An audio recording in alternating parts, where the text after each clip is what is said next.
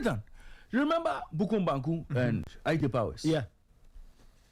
Which one? The first Accra one. Sports Stadium. I remember the first. This was what, 2013? The good people of Ghana showed up for that bout. I remember that was one of my very first assignments. Yes. The good people of Ghana showed up for that bout. So Nathan, back in the day, the interest in boxing has always been there. But today, thanks to deep pockets, we are beginning to see a different level to this. Okay, look, the kind of support we've seen politicians give the organizers of the Rise Continues, or the one that was held at the University of Ghana Stadium, the support they got. Look, Nathan, the kind of people who were present, or the kind of people who are present when Saraf Muhammad organizes his boxing bouts, Nathan, you should be there to see. High society inside, high security outside. That should explain to you what happens there. From the president to the finance minister, to the sports minister, to the interior minister, to communications ministers, to our Greek ministers. Look, this is Sporty everybody who matters Voice of Sport in society would show up at a Legacy Rise event. Of course, it is the president's son. So you must show yourself. Okay?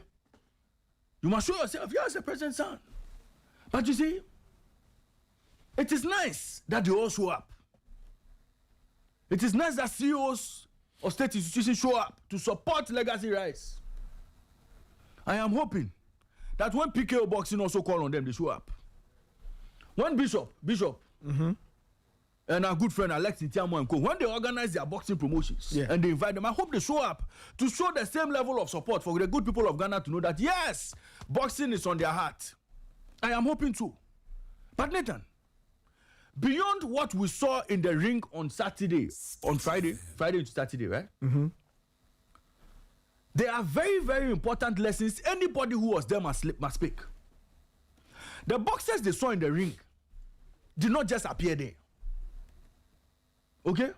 So if today Legacy Rise is holding on to Paku Alote, Theophilus Paku Alote, as one of their best boxers, or one of the boxers they're giving a lot of exposure to become WBO bantamweight champion, Africa. He didn't just get there. He didn't just appear there. Okay? Now, there's a new WBC cruiserweight champion, Africa version. He's called Abdullah. Ahmed Abdullah. That's his name. Yeah. He defeated a Nigerian guy called Obaru to win the Africa WBA cruiserweight title.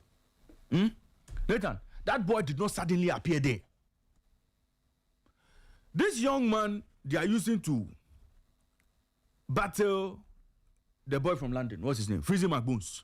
Worldwide. Tete, yes. He also didn't suddenly appear at pro. Okay? All of these boxers you see. So Freezy McBones, is it Jonathan Tete? Yes, I think yes. Jonathan Tete. Yes. The excitement they gave them at the University of Ghana Stadium. Jonathan Tete did not suddenly appear there. Even Freezy McBones attempted a career at amateur and failed woefully. Okay? Theophilus Paku Alote didn't suddenly become pro. Didn't suddenly get there beating the Gosh and the likes to become Africa bantamweight champion. Yeah. Same for Abdullah. So what they must know is that there is a conveyor belt for almost every boxer in this world. Sporty FM. When you go international and you look at the list of world title holders, when you mention a distinguished boxer, they point his roots to his amateur development, his amateur career. Alexander Usyk spent years at amateur before moving to cruiserweight, before turning pro at cruiserweight. Yeah. He beat everybody there, beat everybody at heavyweight. He had a very solid foundation in amateur. Okay? You can talk of Terence Crawford. Bad. When Terence Crawford was fighting, he was winning gold at amateur level. Okay? Okay. He was winning US Pan American Games. box offs, Pan American Games qualifiers. He was winning Golden Gloves. He was winning all sorts of boxing bouts. Okay? Blue and gold national champ. He spent a lot of time at amateur. That is the boxer we are talking about. Then you continue and talk about the likes of Dimitri Bivol. FM, the voice. Bivol these days, he controls the light heavyweights. Yep. Okay? You talk about Shakur Stevenson. All of these boxers, Manny Pacquiao, all of these boxers, they had very solid careers at amateur. Yep. That's true. You even talk about this super bantamweight boy, the Japanese boy, Inoue. Inoue. All of these boys, solid amateur careers. So, the mistakes we made with football, we cannot repeat same with boxing. The amateur ranks will need a lot of government support. That is a matter of fact.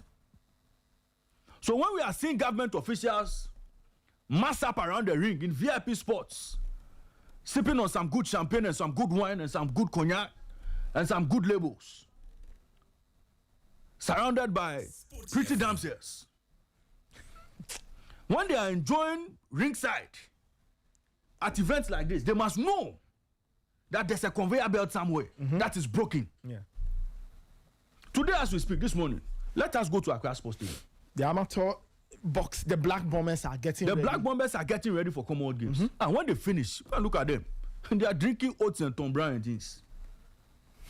When you see them training, everybody comes with his own gear. So a team that is supposed to be representing Ghana, there's no uniformity even in their clothing. And these boys are supposed to be amateur boxers. We are grooming for the future. No, just go and look at the state. There's nothing to write home about. It's a non-residential camp. Nathan, go and look at them. So when the boys finish, they'll go home. Sporty FM. The state clearly is not paying attention to amateur boxing. But it is these boys who will now move on for Legacy Rice and Co. to poach, to give you the entertainment ringside when you get your VIP seats. Do you know, Nathan, that when even the Ghana Boxing Federation organized a championship to select some of the best amateur boxers, there was no single government official there. Oh, come on. Oh, 3 weeks ago, not a single government official was there. There was no government official. Oh, of course, there. there's no champagne and cognac and labels by VIP. When the Black Bombers were holding their Nathan, qualifying, not a single government official was there. I see. At amateur level. But they'll boldly support a professional boxing promotion organized by a private man, forgetting that some of the boxers you find in that ring came from amateur. Yeah. So Nathan, why are we doing everything possible to kill amateur boxing? Good question. Why? The last time we went to the Olympics, the situation got so bad that we did not have a single boxer represent Ghana at the Olympics. Nathan, do you know that? We didn't have a single boxer. Samuel Techi, who last won bronze for us, who is now trying to become pro, or who is now pro and trying to get to the top, another amateur boxer. So Nathan, we cannot afford to abandon amateur boxing. The issue of no money cannot affect amateur boxing. Should not affect amateur boxing. So today, I am told that it's the GOC and some individuals and the GBF itself who are making sure that the boxers at amateur level are getting some sort of support. I mean, this cannot be happening. Of course.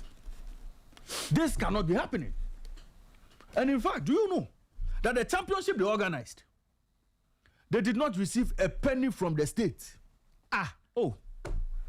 Ask me how much. That budget was less than 200,000 cedis. That budget was less than 200,000 cedis. And they didn't get anything. They did not receive a penny from the state. FM, the voice of And that is why I'm saying, look, we must pay attention to some of these things. I've given you examples. Look, today you talk about Anthony Joshua. Anthony Joshua will come to Ghana, come and grace your boxing bout for you, your boxing promotion for you. You spend a lot of money to bring him here. Anthony Joshua had a distinguished career at amateur level. Yeah. That's true. Solid career. Yeah. I think he fought to the Olympics, right? Yes. Yeah. Solid career. We bring him down here. Okay? But you see, that's what I'm saying. I keep referring to the conveyor belt. You cannot refuse to pay attention to the conveyor belt. only to wait for the fruits up there. And you see, Nathan, because the amateur rank is so badly managed, because they don't get a lot of support, when the boxers fight 2, 3, 5 amateur fights, They quickly go pro. Sporty FM. But if you look at some of the best boxers in the world and how long they stayed at amateur, Guillermo Rigondeaux. yes, Guillermo Rigondeaux had how many amateurs? was not the one About 400. Yes, the one who destroyed Agbeku. Even Vasily Lomachenko. Oh yeah. Lomachenko had almost About 300 plus 300 plus amateur fights. Amateur fights. And we've all seen the results of some of these things. Look, let nobody kid you that the amateur ranks is not important. It is important. You see, Nathan, because of the difficulty the boys face down there, when they struggle financially, and a promoter comes to them and says, "Oh, I'll take you pro. I'll give you small money. I'll give you this. I'll give you this," they are quickly convinced to move to pro, even when they've not mastered the art. So you realize that after that transition, Sporty FM. 1, 2, 3 fights, they are beaten and that's it. Typical example would be this young boy, Dogbeto. Fantastic boxer. But you see, because of the struggles at amateur level, they are not well taken care of. Because of his struggles, he would quickly want to go pro to make money. He gets beat, and what happens to that talent? He's gone. He's almost a forgotten boxer. He scored what? Dogbeto. He has. If Jojo can help me with his name. He has his first name. Yeah, he has his first name. Trying to remember. Is this Happy or something? Yeah, he has one of those names. Yeah, but you see, that's a boxer who showed a lot of promise at amateur level. Went pro, fought a few good fights, met a very good boxer. Holy Dogbeto. Very good. Very, very fine boxer. But we are not talking about him today. Because a lot of these boxers cannot stay. Look, the plan. When Azuma, Nelson, and Ku were fighting at amateur, according to reports, some of them were absorbed into the security service. Right? So it provided them an avenue to feed whilst concentrating on boxing. These days, what do these boxers have? Nathan, these days, what do these amateur boxers have? So after a few fights here and there, fighting in one Olympic competition or Commonwealth game or the other, most of these boys want to quickly turn pro. Boko Mbankusan. Tilapia. Yeah, he fought at amateur level. He fought in the African Games, yeah? And he won a medal then. Yes, I think he got. These days, he's going pro. Of course, because the support you need at the base is not coming. Yeah. So please, beyond going to sit at ringside, VIP, with champagne stacked in ice in front of you, with all the expensive labels, the blue labels, the green labels, with all the expensive whiskeys in front of you, with all the beautiful damsels around you, let us think beyond the sport. Let us think beyond that enjoyment we are having at ringside and think about the future of Ghana boxing. Nathan, this weekend did you see? Me I saw Interior Minister. I saw Deputy Agric Minister. What are they all doing there? What is going on here? I saw Honorable Sports Minister, of course. Sports Minister will be there. Yeah, that is fine. Look, Nathan, VIPs were present. Beyond sitting by ringside and enjoying all the goodies, we have to think beyond that 6 or 5 hours we spend there and think about the future of boxing. If they want to continuously be entertained in this same way, they must know that the conveyor belt is not moving. The conveyor belt is struggling. Fix and pay attention to amateur boxing today. Otherwise, very soon, they will not get the chance to go and watch any boxing bout like that, because the talent will not come through, and they'll be bringing us washed boxers or boxers from abroad to come and fight at Yagbeshi fights, or they'll be bringing boxers abroad to come and fight these weak boxers here, just to pad the fight records of some of these foreign boxers. That is what will be happening. If Ghanaians love boxing, as we have seen, let us pay attention to the grassroots. Let us pay attention to amateur boxing. There's more there for us. Azuma Nelson had a successful career at amateur. Where did you go with that?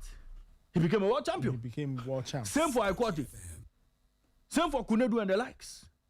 Same for Dogbe. Right? Most of these boxers, they had spells at amateur level. And it shaped them for the future. Look, we cannot afford to fail the boys at amateur. We cannot afford to do that. The state must be up and doing. The state must be up and running. The boys are preparing for Commonwealth Games. When we go to Commonwealth Games and we don't get medals at all, boxing always saves the day. It is always boxing that comes to the rescue when we go to Commonwealth Games. But it is boxing that receives the least support. It is boxing that receives the least support. Nathan, it cannot be business as usual. And I'm charging the state. The sports minister is listening to me this morning. He must pay attention to amateur boxing. It is true. I mean, Nathan, some of these federations have their own issues. Yes. But you cannot throw the baby away with the bathwater. Find a way to help amateur boxing get to the next level. Find a way to support amateur boxing to get to the next level. They need support, and the state must support. If it is ministers of state who gather in VIP sections and enjoy boxing bouts, when you see Nathan and me, I was in the stands up there, way up there. When I was trying to get to the VIP, security stopped me. But I couldn't get a chance to sit in the VIP. And I may not get a chance to sit in the VIP. No problem. Yeah. But I want boxers in Ghana to be in the ring to entertain the VIPs. I want a lot of boxers with quality to also get a chance one day to be in the ring to entertain the VIPs at ringside. And that is why I'm speaking for all of those boxers who cannot speak today. Pay attention to amateur boxing, because that is the future of Ghana boxing. The future of Ghana boxing is not in Legacy Rice. It's not in Bishop Promotions. It's not in Alex Ntiama Promotions. That is not the future. The future is fixing your amateur fundamentals. Nathan, our case is done. 8 minutes after 8. So you've heard it. Let's all go back to basics. If we have some money to spend on boxing, let us spend it on the amateur boxers, because that is where the big things happen. That is where boxers are cultivated. 054-257-1061, 054-257-1061. This is the Sporty Breakfast.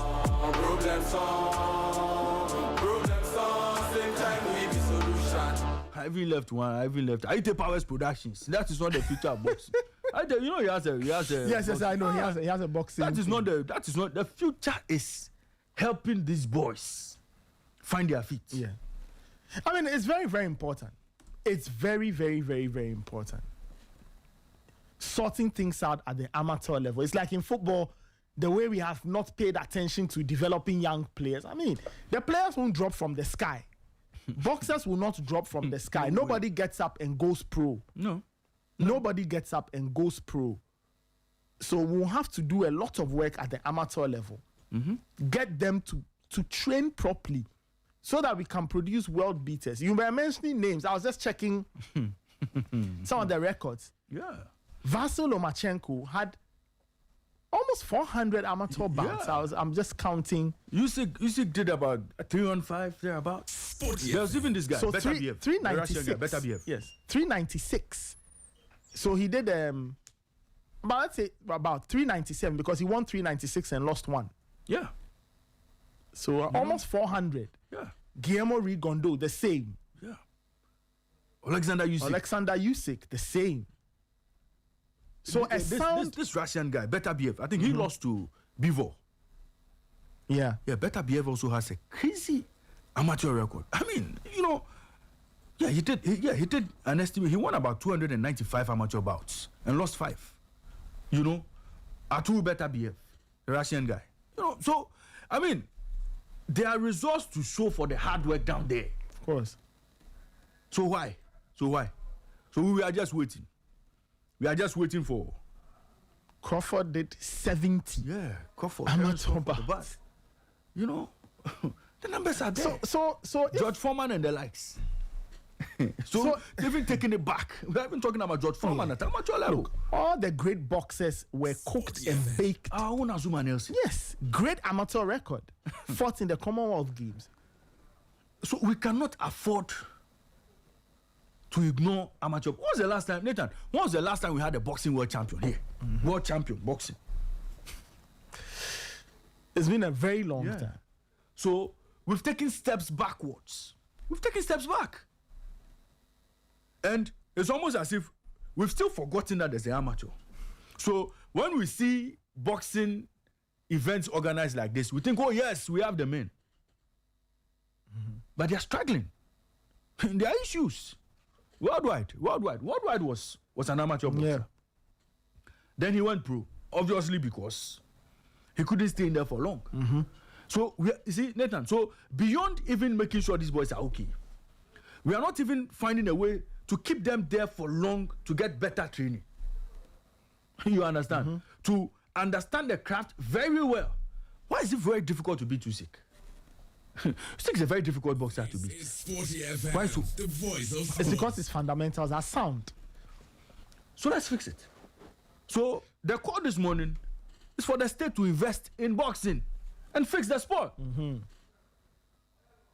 said I shouldn't talk about VIP again, so I've left it.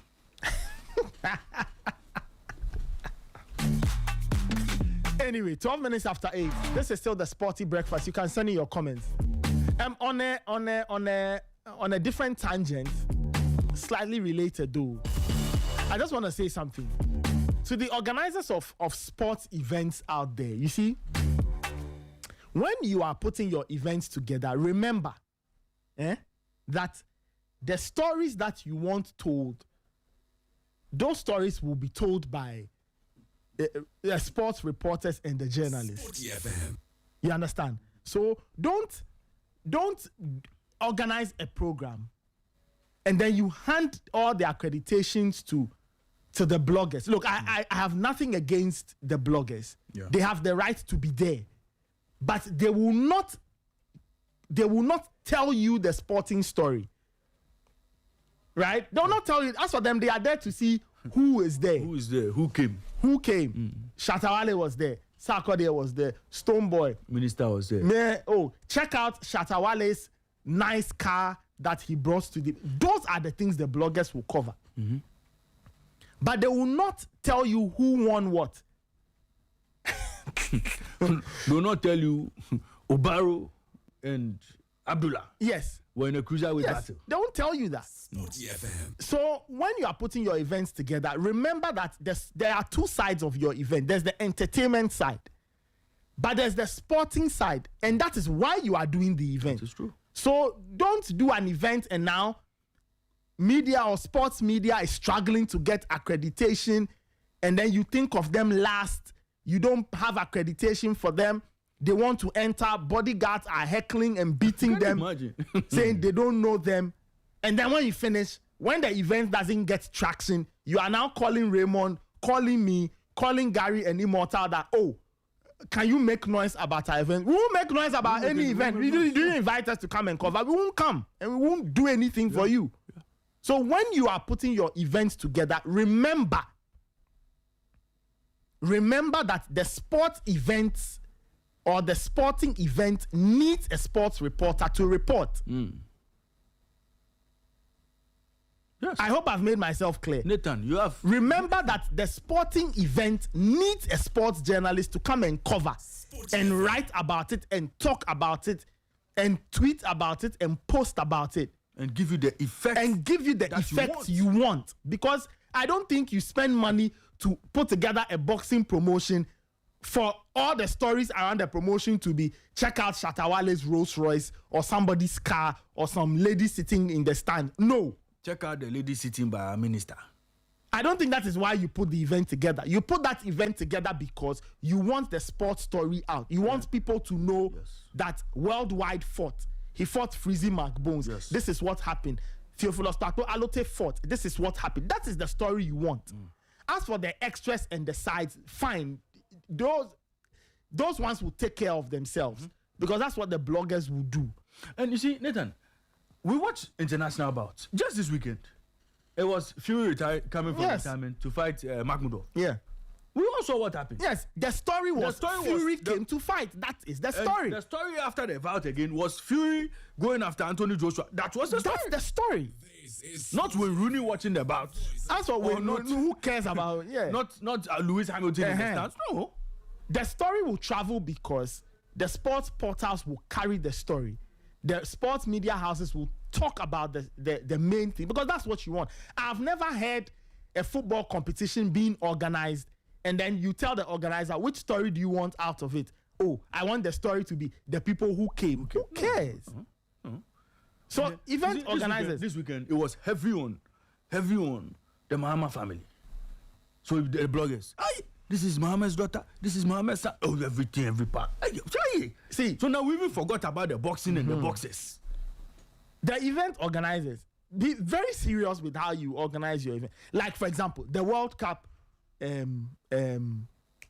fundraiser. The fund, yes. Sporty FM. World Cup fundraiser. After the fundraising event, nobody even knew the short code. That was the thing. Nobody knew the fundraising. The short code for the raffle. Now, the ministry and co were scrambling. Yes. To get people to take part.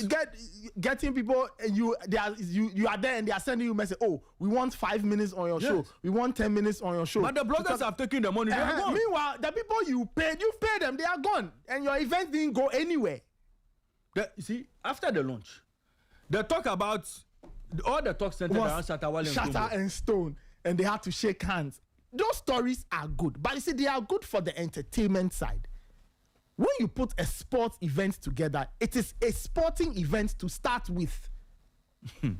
So when you do your accreditation, prepare some too for reporters and journalists, sports reporters and journalists. They should be in front of the queue. Nathan, it was Nathan, so sad. When I had colleagues calling me from... When I went to the fundraising launch, let me tell you this. I was standing there. Yeah. I saw journalists. You see the way houseflies perch around mangoes? Yeah. That's how they were scrambling for media pass to go and cover the event. How? Even to the extent that one reporter from, in fact, Channel 1 TV, right? Yeah. Channel 1 TV. Yeah. They did not have accreditation to go and cover the event. I said, wow. Channel 1? Interesting. You see, we are not saying that don't invite bloggers and everybody. Let them come. Let them come and do their part. But it's a sporting event. We have angles that would project for you. It is important for your event. Yes. Don't leave us out.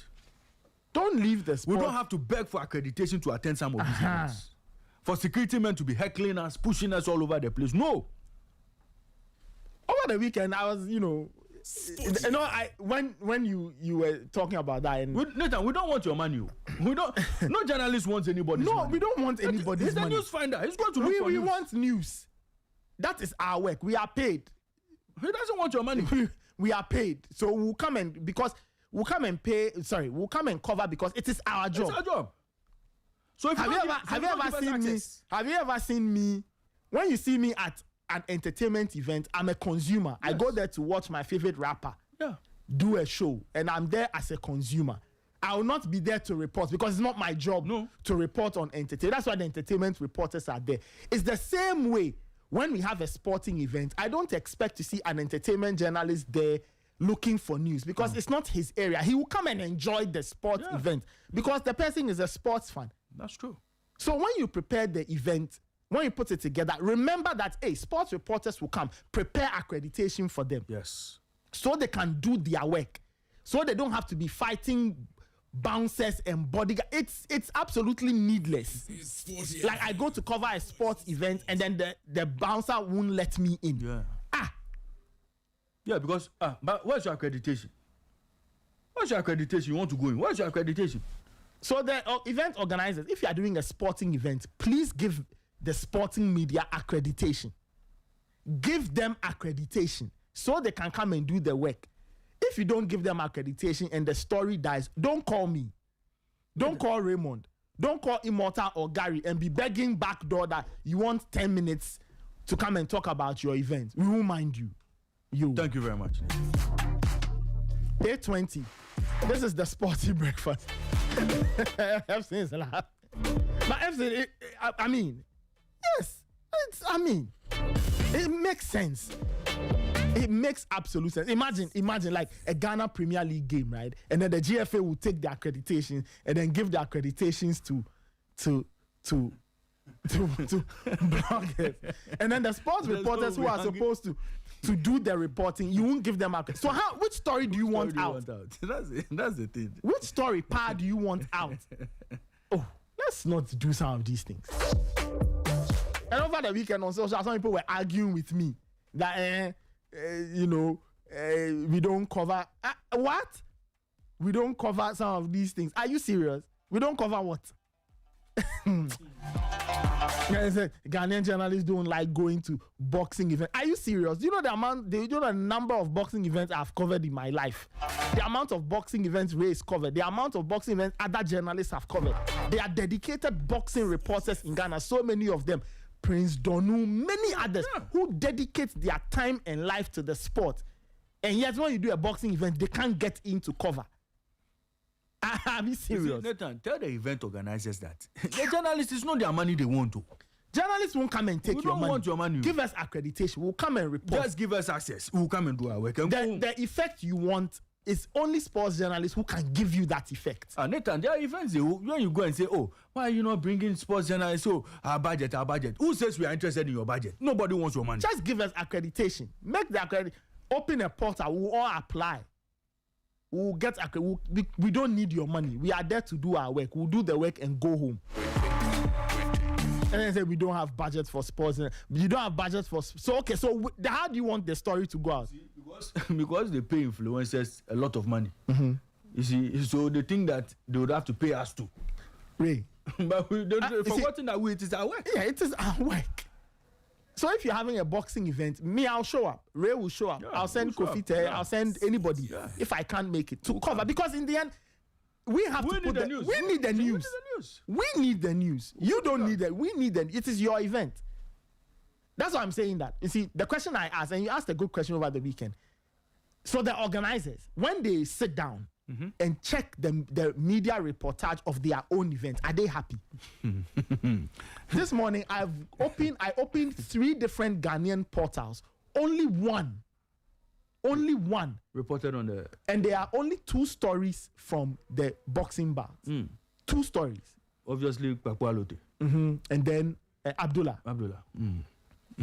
I opened 3 different websites. Yes. 3 different Ghanaian websites. Only one carried the story from the event.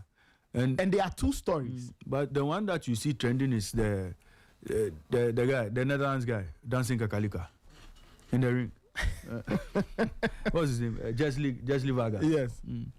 So you see, when you do that, now all of a sudden your event is lost. And it is these little things that pop up. So now if you want... Today, Nathan, we should be talking about Papualote. Of course. Because he's the next big thing.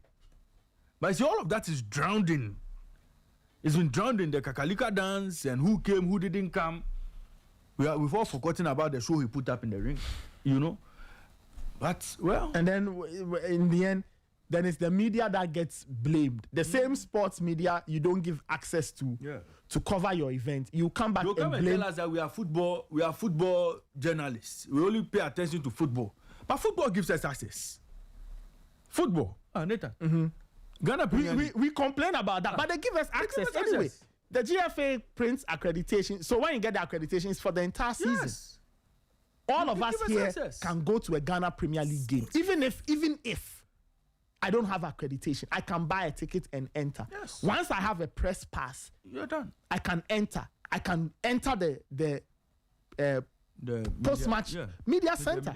If I want an interview post-game, I can get an interview because I can enter the press conference room, ask a question or 2, get my voice, get my video, I can write my story, and boom.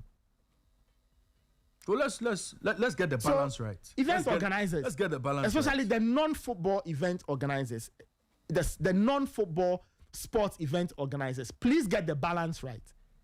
Bring your bloggers. Wonderful, because they have work to do. Yeah. They also have a part to play. Yeah. Bring them. They have their constituency. Bring them because they have to serve that constituency. But don't bring them at the expense of the sports journalists, because the entertainment story does not answer the sports question. No.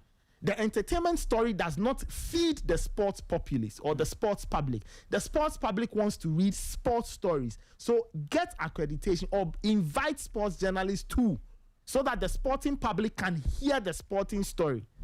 Thank you very much. My short sermon is done. Thank you. 8:26. The way things are going, we have to allow our listeners to come and cool the slot must go. Oh, take it easy. Take it easy. You want to leave slot? I haven't said he shouldn't go. Slot must go.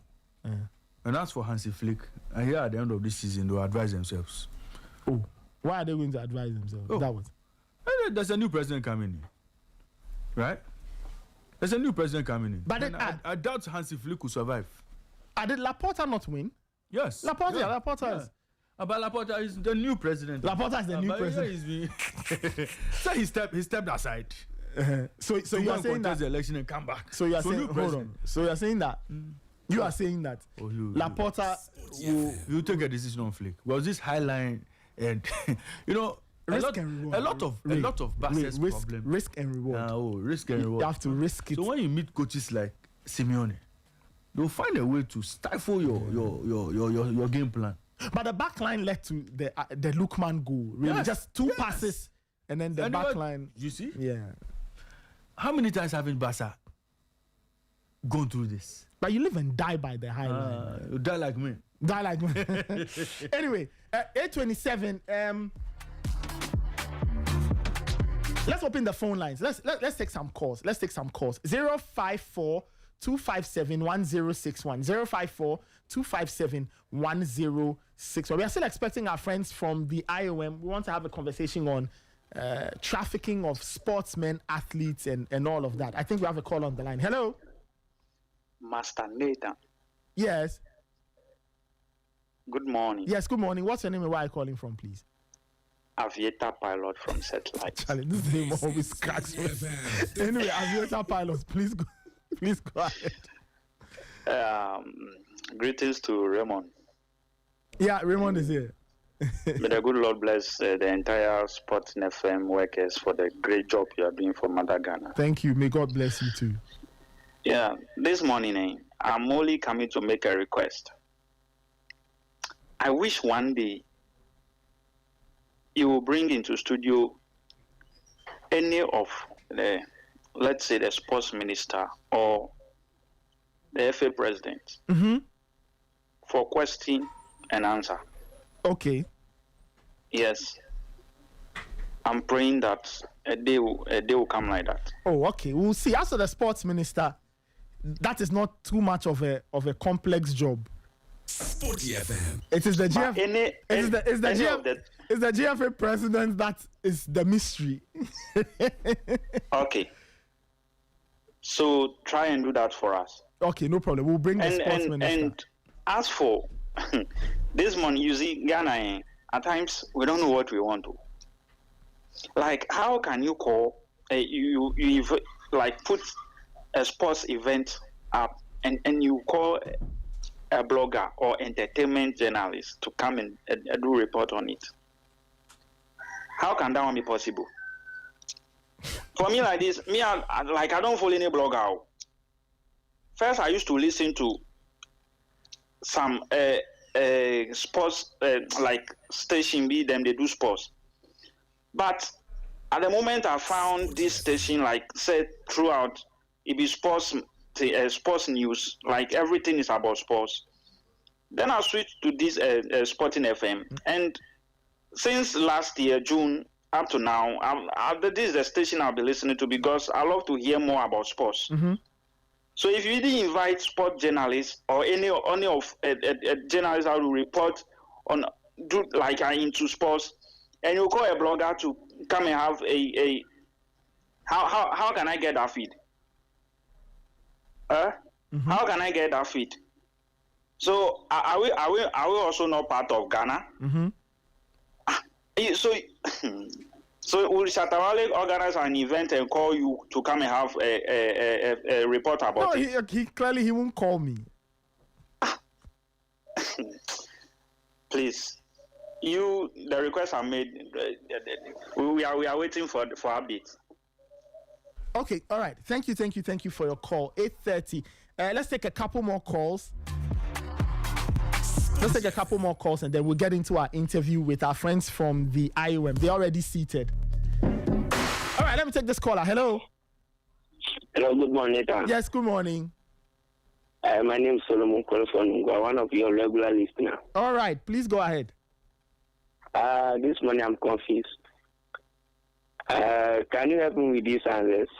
What benefit did Ghana get if those athletes, boxers, and then the high jumper and coup? Mm-hmm. If they go and win their medals, what benefit did Ghana get from them? Okay, but why do you ask? Because I used to think about it, but I know it's individual sports. Yes.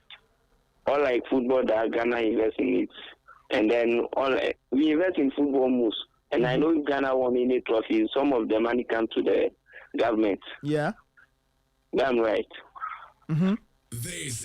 So for the boys and then athletes, I don't know that side. So if you can give me any answer for that one. Okay. So thank you. All right. Okay. No problem. I'll answer that question. Let me take a few more callers. But the gentleman is asking what the country benefits if people win individual sporting laurels. Interesting question. We'll answer that later. Let me take this caller. Hello. Good morning, Nathan. Yes, good morning. Nathan, my name still remains Mr. Okafo. No problem, Mr. Okafo. Yeah, I'm calling from Chosaku today. You're calling from where? Chosaku. Okay. Yeah. Nathan, it's really funny. You see, Nathan, just like I want you to just mention one thing, like just one thing in Ghana that in the past 20 years it has really worked effectively. Like Nathan, just mention one thing for me. Just one thing. Just one. Are you saying that nothing has worked in Ghana in the last 20 years? Nathan, it's not. I'm not talking about sports or whatsoever. Anything, like every facet of as far as Ghana is concerned. Nathan, just mention just one thing, like one thing. Why are you doing this? Oh, Nathan, you're my brother, Nathan. No problem. Okay, so I want to understand the context of this one. Nathan, you guys were talking about the challenges amateur boxing. Yes, that's true. That's true. Yes. So Nathan, I don't want us to even specialize everything our conversation or center our conversation on sports. Yeah. I just want us to just mention Nathan just one thing. Hey, Nathan, the Ghana is dying. Oh, Ghana is not dying. Oh, Nathan, we have to tell ourselves the truth. We have to tell ourselves the truth. Like Nathan, you see. Nathan, you are very smart and a brilliant student. So Nathan, you still not been able to give me. No, you see, because if you say that Ghana hasn't worked in the last 20 years, I mean, Otunfo, you and I have lived in Ghana in the last 20 years. 20 years. Nathan, 20 years. And I'm saying that, no, but Otunfo, are you saying that nothing has happened in Ghana in the last 20 years? Nathan, anything that has worked well. See, Nathan, but you know the race won't come. Just combine your head. That's one thing that I expect. So Nathan, it's like everything is like deficient of something. Mm-hmm. Unless maybe you tell me I'm wrong. Oh, I get you. I mean, there are challenges, with a lot of the things we do. We've made progress, but of course, there are some challenges. I agree with you on that part. May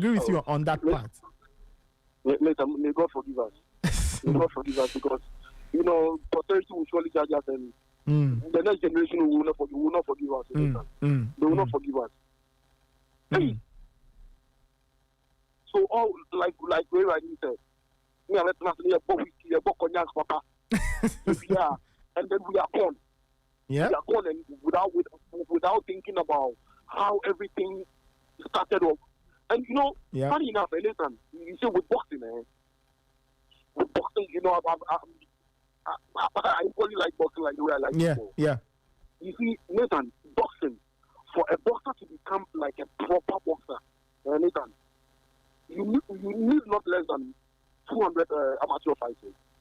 Yeah, you need a lot. You need a lot of amateur fights. Yeah. Yes. So Nathan, that's what you're going to learn footwork. That's what you're going to learn endurance. True. That's what you're going to learn how to, like the basics. That's what you're going to learn the basics. Yeah. You are fully formed at that level. Yes. And Nathan, you see this professional boxer. Mm-hmm. This Freezy. Let me know if you mention Freezy because I don't think Freezy has been an amateur for long. All these boxers we have in Ghana now, Nathan, none of them. Nathan, our boys, none of them can win world title. Oh, Papalo Tenu and Cowboys to be simple. So the people are doing things right, and you expect to beat them. It doesn't work like that, Nathan. Yeah. I know what you have to do. Who expects to become audience? You know the work. Life doesn't work like that. Nathan, if you watch a boxer like Isako Stevenson, look at how this boy fight. Like, he comes with a proper plan, and he will school you in the ring. Nathan, after the show, I'm still on the show. So, Nathan, after the show, just mention one thing. You and me combine your heads, you add more out. And everybody in the studio, everybody should join. No just problem. Give me one thing working in Ghana, Nathan. Thank you guys. All right, Otufo, thank you. Let's take one more call and then we can get into our conversation. One final caller for this segment. We'll open the lines later after we talk the Champions League bit so we can take predictions. But let me take this caller. Final caller for this segment. Hello. Hello, good morning. Yes, good morning. Nathan. Yes, what's your name and where are you calling from, please? This Baki, calling from American Man. All right. Yeah. So shout out to Raymond. Yep. Whatever Raymond is saying is true. Ghana, we always talk about, we always talk about, we don't walk the talk. Mm-hmm. Yeah, and I think I'm floored there, Charlie.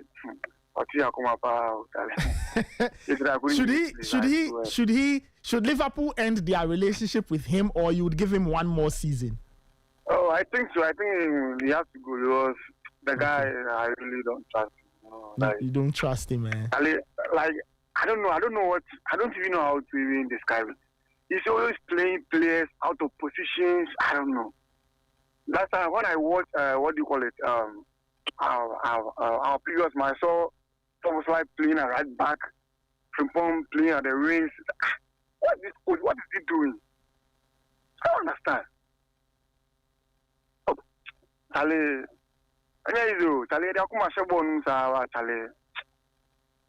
but Charlie, thank you. You guys are doing a very great job. Thank you so much for listening. Sure. All right, thank you. All right, we'll put a pause on the calls for now. Ray Otufo was asking what one thing has worked in Ghana in the last 20 years. I almost told him that we've been doing elections properly in the last 20 years. I know people who actually argue against that. They say that even the elections we hold, Charlie, some way, it's really not the best. But Ray, earlier we're talking about trafficking and all of that, right? Yeah. I was telling you that the IOM has been doing some work on it, and we often don't talk about it, but it's very, very important because there's a human side to all of this. Okay, so it's important that we have that conversation. So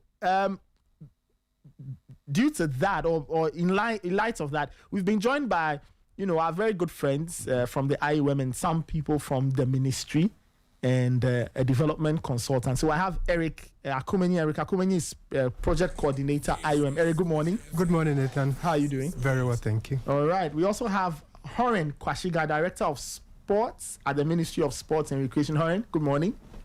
Good morning. How are you? Yes. How are you doing? You are live now. I'm good. Yourself? Yes, we are fine, thank you. And then we have Help me with the first name. Is it Johan?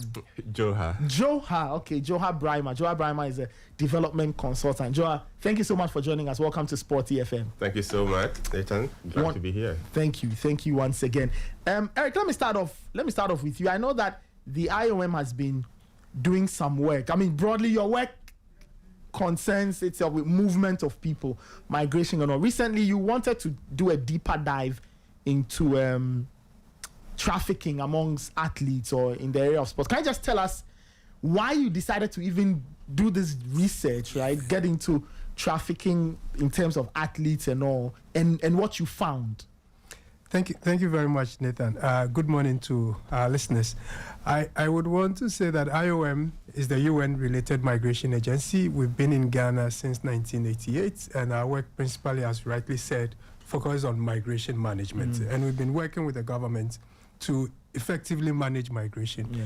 So if there's anything that we hope will work in Ghana is to help the government to effectively manage migration. But then why for context, if somebody is wondering, what's IOM? So the IOM is the International Organization on Migration. Yes. That's IOM. For somebody who's wondering what IOM means, it doesn't mean any other thing. It means the International Organization on Migration. Eric, please continue. Thank you very much, Ethan. And rightly said, it's International Organization for Migration.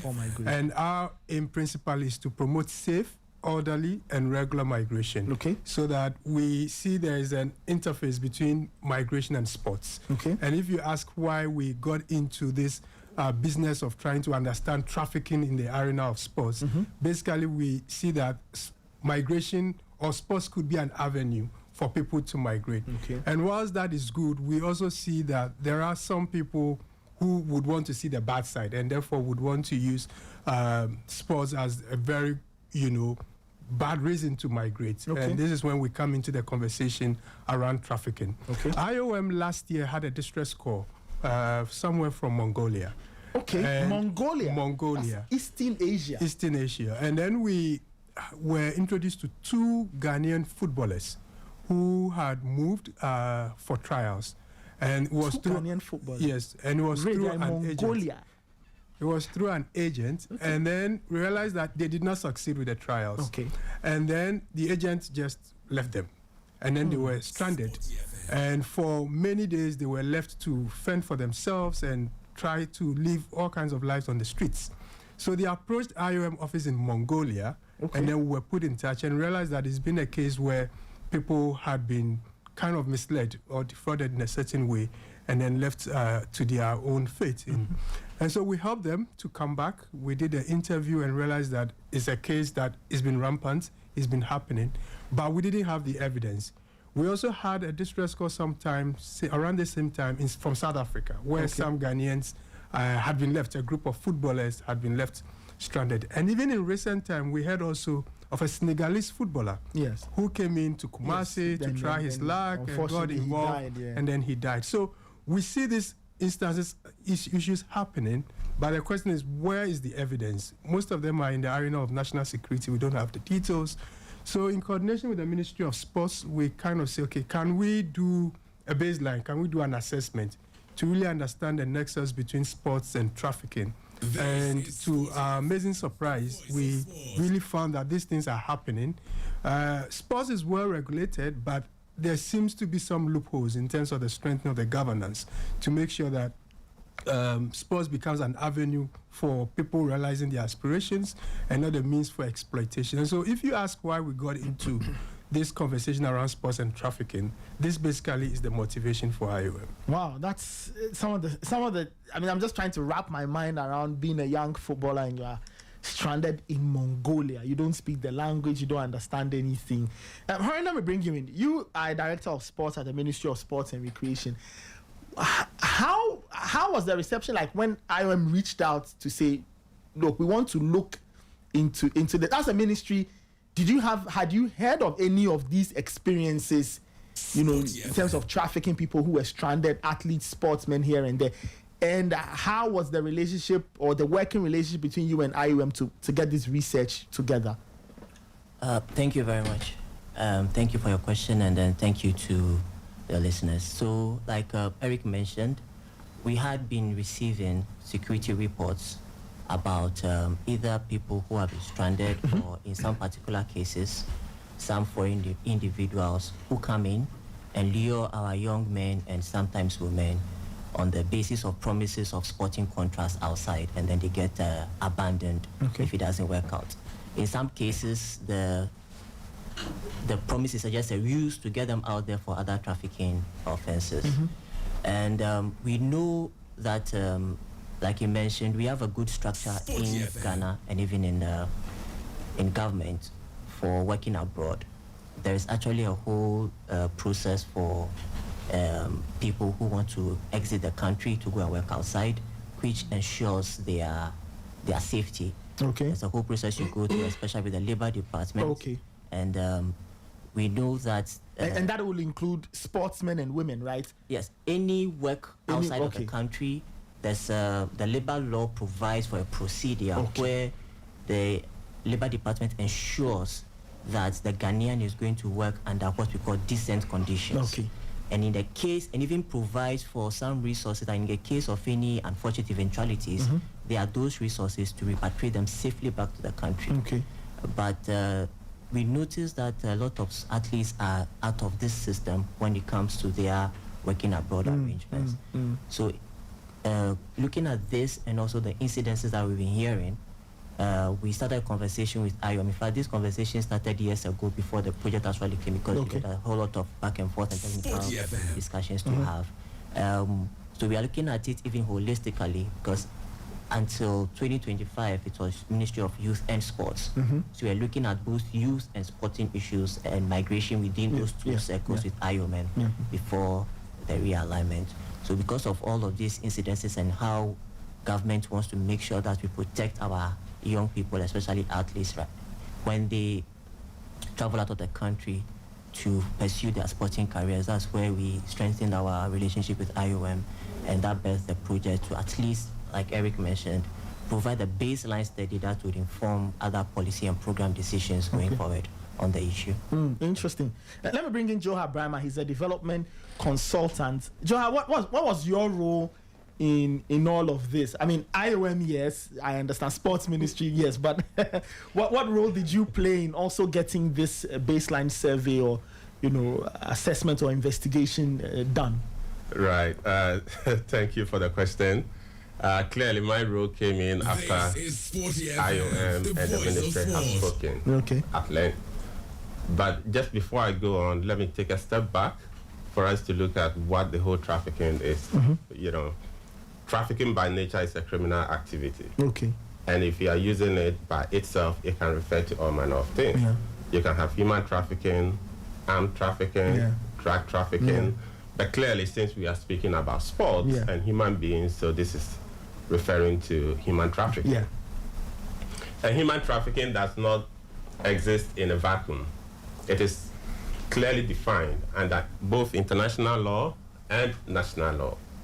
And the Ghana definition of human trafficking involves the act of recruitment, transfer, harboring, or through the means of coercion, abuse of vulnerability, deceit, or any other form for the sole purpose of exploitation. And this exploitation can be sexual, it can be forced labor, it can be organ harvesting, or all of that. So if you are bringing that within the context of sports, we are looking at it from the point of how the process of sports activity or engagement in sports becomes a form of human trafficking. So I come in to conduct the first actually national level baseline study. This has never been done before, and so that is really good that IOM and the ministry is taking it up. And the finding of this study will act as the basis for further investigation into the issue. Eric mentioned of anecdotal evidence that is involving trafficking of Ghanaian nationals abroad. But it's also important to note that trafficking is not only to a foreign country. Okay. Human trafficking within sports can happen within Ghana. Okay, so you can when you move people about, even in the same geographical zone? You can be from Kumasi and be trafficked in Kumasi. Okay. Just as you can be from Kumasi and be trafficked to Cape Coast or to Moldova or to South Africa. So it is very important that we understand that, and also not to mix up the terms. For instance, every misfortune in the football journey does not necessarily constitute human trafficking.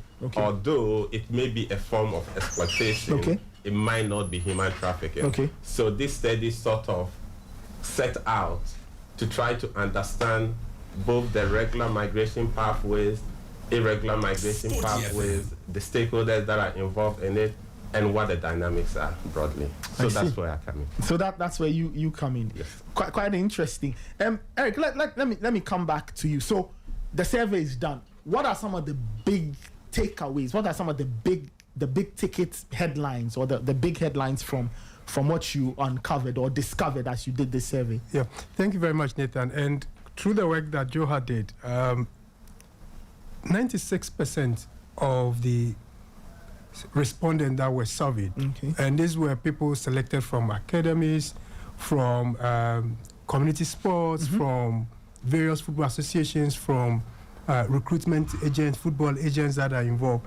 96% of the athletes surveyed did indicate they aspire to professional football outside the country. So the desire to migrate for sports is higher across the youth. Did the survey, just to backtrack slightly, did you focus only on football, or was wide? It was wide. And I think Joha can break down the respondents from various sporting disciplines. You know. And what we also realized was that out of those surveyed, only 27% had a written contract.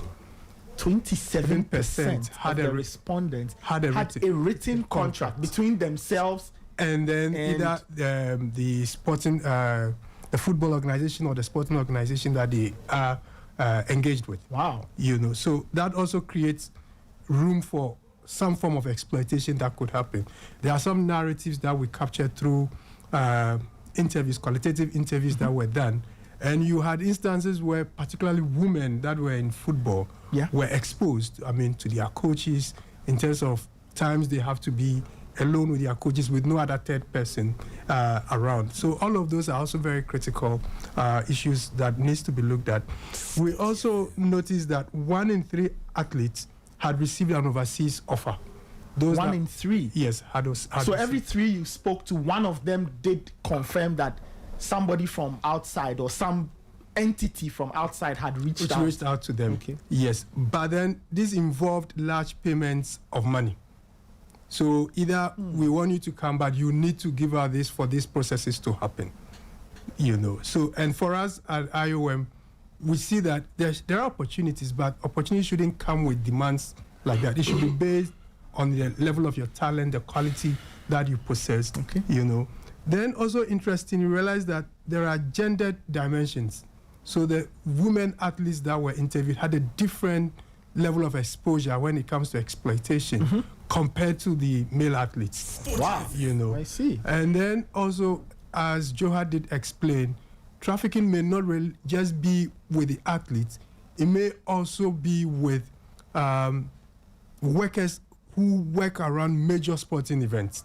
That could also be exposed to fraudulent job offers and could also be trafficked. So we are talking stewards, officials, those engaged in construction, with big events like World Cup and what have you. You know, could also be exposed to issues around trafficking and then fraudulent job offers and scams. And even with the World Cup happening, we already have picked information of some website that mimic the World Cup events, and that if you're not careful, you could be misled, through fraudulent schemes and what have you. So we see a mix of trafficking with fraudulent job offers. That needs to be a bit, decontextualized in terms of what really. So these are some of the big tickets kind of funding. I'm sure you would ask what next after this survey. Yeah. So what we are trying to do is to try and develop an information booklet that condenses the results or the findings from this survey that will be used at the community level, at the academy level, to sensitize athletes across the various disciplines, and then also what is the regular pathway, because one of the key stakeholders on this project is Kwame Ayu, who sits on the project status committee with GFA. Ex-Black Star. Ex-Black Star, yes. And brother of Abedu Pele. Yes. And then he also did narrate that at the status committee, there are a lot of issues with contract, with involvement of parents who, at the side of a contract, are so eager to make sure their kid get the exposure to play outside, but then not reading the terms and the fine print. No. So he is one of our champions. He's one of our advocates who want to say, look, even when I was playing in Italy, after a game, I can have a call from a manager that says there are some African brothers waiting for you, and then he goes to speak to them, and these are brothers who have come in for trials and have been left on their own, and out of his own resources, he helps them to come back. Wow. And he has a lot to say in terms of this thing. And his guidance, his experience has been very useful in helping shape this project that we are implementing. So we would want to do an information booklet, sensitize the youth, sensitize the athletes in the various disciplines, and also what the standard contract should look like so that they understand the processes and what to look out for when they approach.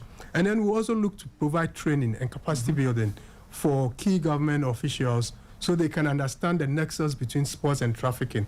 We do have a comprehensive national architecture when it comes to combating trafficking, but then the dimension related to sports hasn't been well defined. And what we want to do is to define this and bring it within the ambit of the national counter-terrorism approach when it comes to trafficking. And then, of course, organize some national engagement, games, sports, that will bring together athletes that we can sensitize them on this very critical issue around sports and trafficking and human trafficking.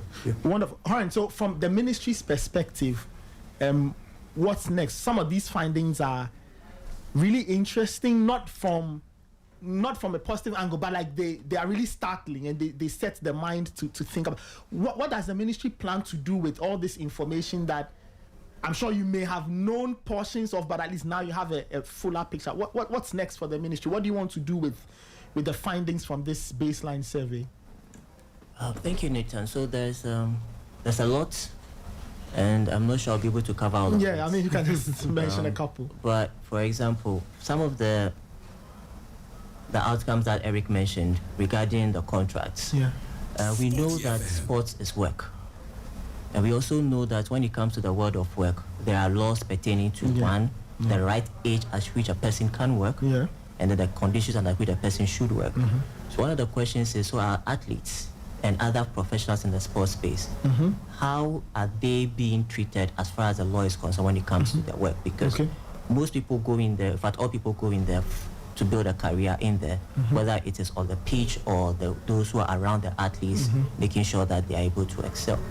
So with those issues come up when it comes to regulation and application of the existing laws, and also any possible gaps that may exist currently, or whether or not it is just a question of lack of information and education to the athletes and then their ecosystem, so that they are able to go according to what the laws of Ghana dictate when it comes to engaging people at the right age, under the right conditions, for their career development. It's a whole lot, and one of the biggest challenges is the fact that, unlike a lot of careers, you cannot be a successful athlete if you stay in your country. You need to move up.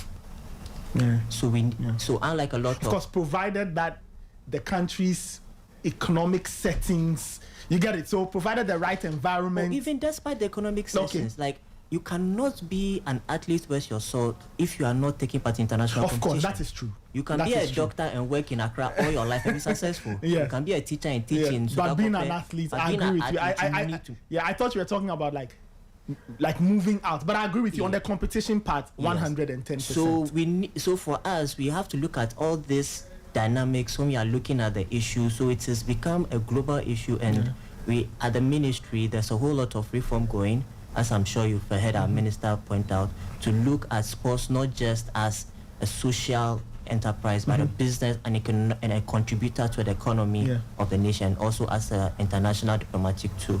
So there's a lot that we've gotten from this and other studies, and a lot of work is going to break out the policies and programs that will make sure that we streamline things and regulate the space properly for the benefit of all Ghanaians. Wonderful. John, let me bring you in. You had to do like boots on ground work and do the hardcore parts of the research. Just tell me a couple of the things that you found most surprising as you engaged participants and respondents. What were some of the things you were stunned to hear, things you had never heard? Yeah, right. There's quite a number of them. I can take it from what is happening within the sport itself. Just to give a broader picture of the human trafficking in sports, that people may be trafficked within the sport itself. In other words, they are engaged in the sporting activity where the exploitation is taking place. But also, others are trafficked using sports as a conduit. Okay. So they pass through using whatever fake document from some club, training, but they get there and move on, have nothing to do with the sports. And then others are also trafficked around the sporting event. As you noted, bigger sporting events like the World Cup, African Cup of Nations, you have ball boys, you have pitch attendants, you have people selling around. So people doing construction. So this is the trafficking around sport. So the study gives a bigger picture. Okay. But just to give some specific examples of some of the findings of this, one has to do with the gender parity. Women are heavily involved in sports, and so any intervention has to consider the gender dimension, which the study finds out clearly. But also some of the specific abuse of athletes. For example, a boxer was trafficked from Ghana Raymond, your people. Raymond's very good friend of boxer. to some country under the guise of going to play. He's going to take part in it. But it turns out that these boxers are used as sparring partners. People's fight records. Exactly. Ray, Achiagbeshi. Ray, more wait for you. The Achiagbeshi trend is hot and live. So the you are going to a brochure is exciting for the individual, but they get there and they are just used for that purpose. You end up being a punching bag. That you put it rightly. And that is just what they are used for until they get injured, sick, and then they are thrown out. But also in athletics, there were some findings around how some recruiters recruit athletes from Ghana, send them specifically to the United States under its scholarship. Yes, the school sports Except system. These are older athletes, but they are placed in some junior colleges. Now, within these junior colleges, there's some kind of arrangement between the trafficker and whoever the coach is. So this individual does 100 meters, 5,000, 2,000, cross country. Of course, they will always win because they are older. They are older, more mature. Physically, they can stand the demands. They can withstand the demands. Yes, until a point where they graduate out of school, they cannot progress academically because that wasn't the focus. But they are also too old, they are injured, and all of that. So these are some of the startling revelations from the study that I think is very important. And there's quite a number of findings from the study that will be useful for Ghana as a whole. Just listening to the conversation, a lot of things will have to be done, right, to ensure that athletes are taken care of. Because a lot of the time we look at it at surface level, they are going outside to take part in one event or other, or they are going on a school scholarship, not knowing that in some cases they are walking into things that could derail their lives forever. They are walking into situations that could harm them. Finally, Eric, so when do you plan to make some of these things public? You mentioned the information booklet and all. Do you have plans of engaging You mentioned community engagement, but what's the timeline for that? When will the wider public get to know of some of the things from the research? Do you plan to make the research public? Will people be able to access the documents to read and familiarize themselves? What's the plan for the wider education of the public, or maybe the media or something like that? Thank you very much, Nathan. So now we are at the stage where we are finalizing the layout and the editing and what have you to have it published. But what is interesting is that we want to also leverage the euphoria around the World Cup. And then also, I think the 6th of April is International Day for Sports, Peace and Development. Okay.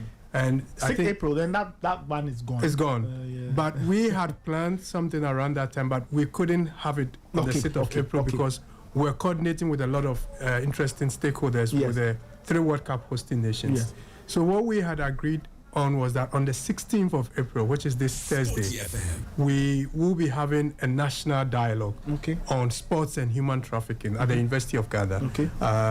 And this involves all the 3 World Cup hosting nations, Canada, Mexico, and then United States. Yeah. And all the ambassadors are coming, together with the Honorable Sports Minister.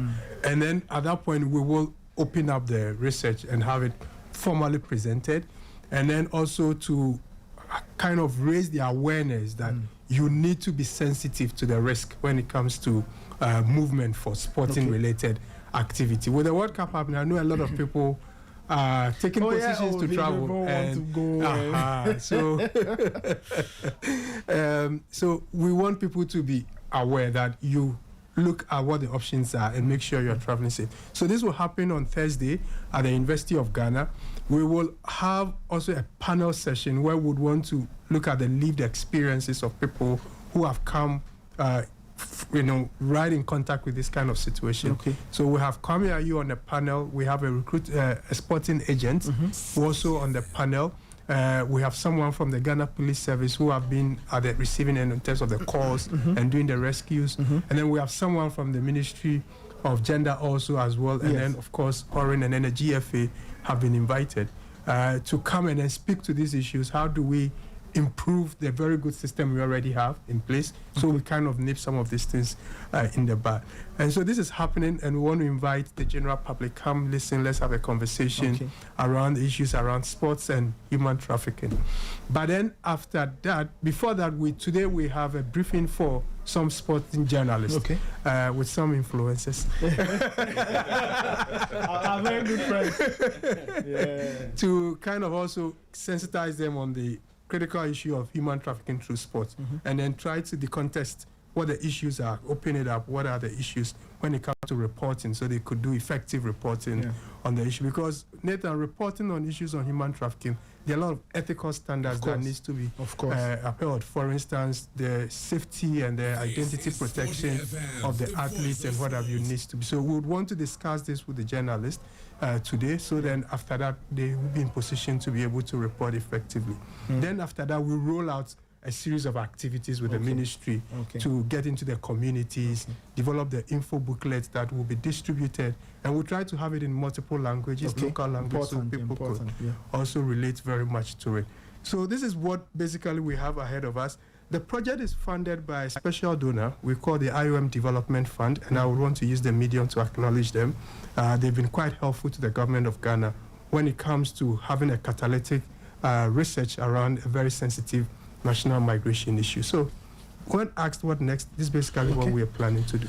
Wow. Thank you very much. Thank you. This is a very enlightening conversation. I when we're putting today's program together and it was mentioned that we're going to do this interview, I was telling my colleagues, Ray and the others, that lots of people this may not be the most exciting thing you want to listen to, because it's not Real Madrid or Asante Kotoko or Hearts of Oak, blah, blah, blah.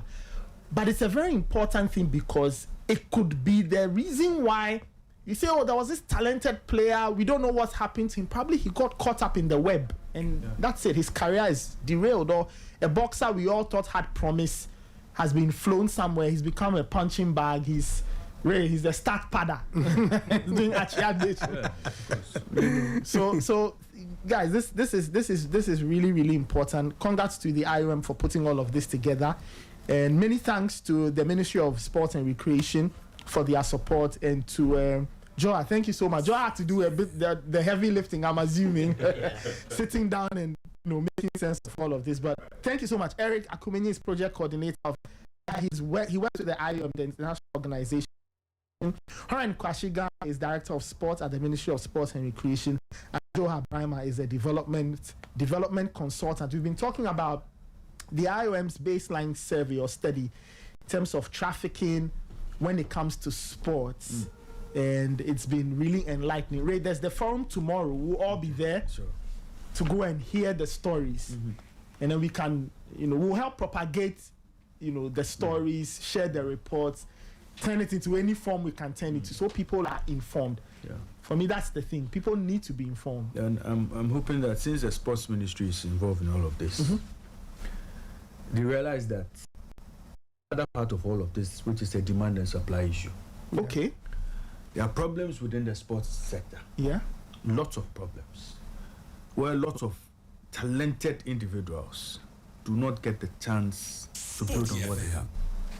So all of this research should help the sports ministry figure out how to fix the sports ecosystem, so that if I'm a talented athlete, I'm not thinking of getting smuggled out to Mongolia, but I'll look at the opportunities here for me and try to plug in. You get it? So all of this research we are talking about, a lot of the work itself has to be done by the sports ministry. Create the enabling environment for talent to stay here and get the chance to, even think that there's a future in the sport they want to take part. True. Otherwise, that boxer who is possibly sparring somewhere, if there was a proper conveyor belt, I'm sure a promoter would have picked them up, shaped him up well, properly groomed him, and he'll possibly be fighting his own professional fights. But that's not happening because the opportunities are not there. Something has to be done on that side of things too. So the development of the ecosystem, to block some of these, these loopholes. So again, all of this, the work has to be done by the sports. Today I'm on the ministry. Today I'm on the ministry's neck today. You're very good friends, the ministry. Anyway, guys, thank you, gentlemen. Thank you so much. It's been an absolute pleasure having you. I'm sure we'll speak again too. But what time is the forum tomorrow? Because that's the public one. Yes. So it starts tomorrow at 10 a.m. Okay. Where is it happening? At the ISA conference room at the University of Ghana. Arrival is 9:30, and then with that we do the registration, and then we start exactly at 10 o'clock. Okay. Yeah. So it's open to the public. It's open to the public. So anybody listening, can show up. And we are bringing the ambassadors of the 3 World Cup hosting nations. Okay. So if you have any questions on your mind, I will not say anything, but just come and make your questions known to the ambassadors. Right. Thank you very much. Thank you. Okay, thank you.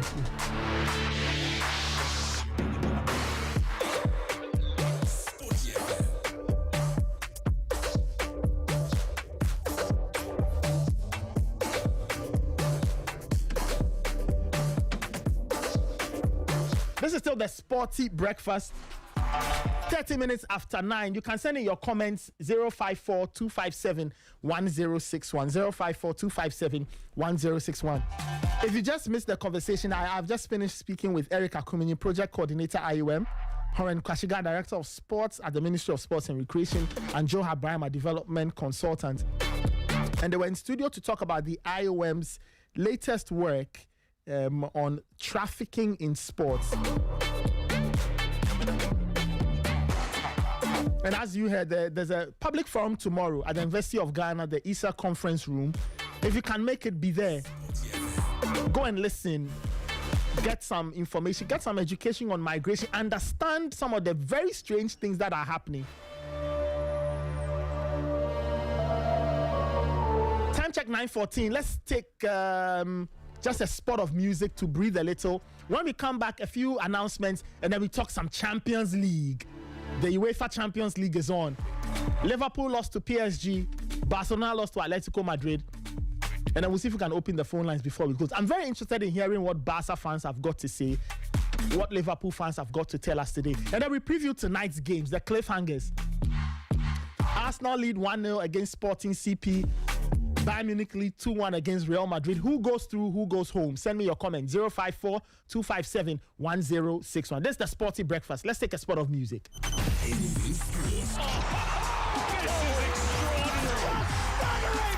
Unbelievable. the voice of sports.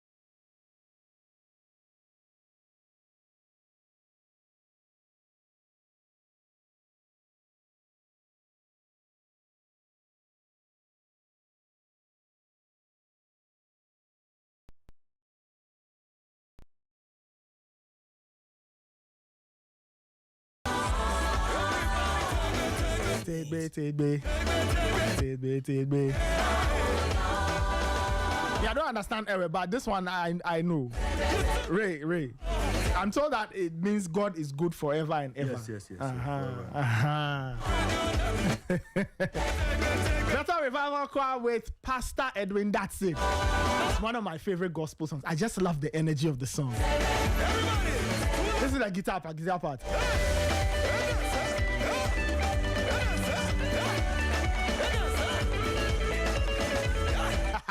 You know, I used to be on the bass guitar. You? Oh, you see? Really? Oh, I've been singing a bass guitar. Really? Player. Oh, really? What's George do? Hey, George, I know George plays. So you've seen George play, you've not seen me play. So. I haven't seen you play. Okay. And you see, the point tomorrow is that, I'll bring my guitar. No problem. You see, the point is that tomorrow I'll come to work with my guitar. When somebody is musically inclined, then you can tell. Yes. Raymond, you are not. I'm guitar-y inclined. When somebody is musically inclined, you can tell. Like you can tell the person has a certain sense of senior music. guitarist. Senior guitarist. What are you talking about? Oh, Nathan, the bass. So do you play? Look at what they are doing. Tomorrow I bring my guitar.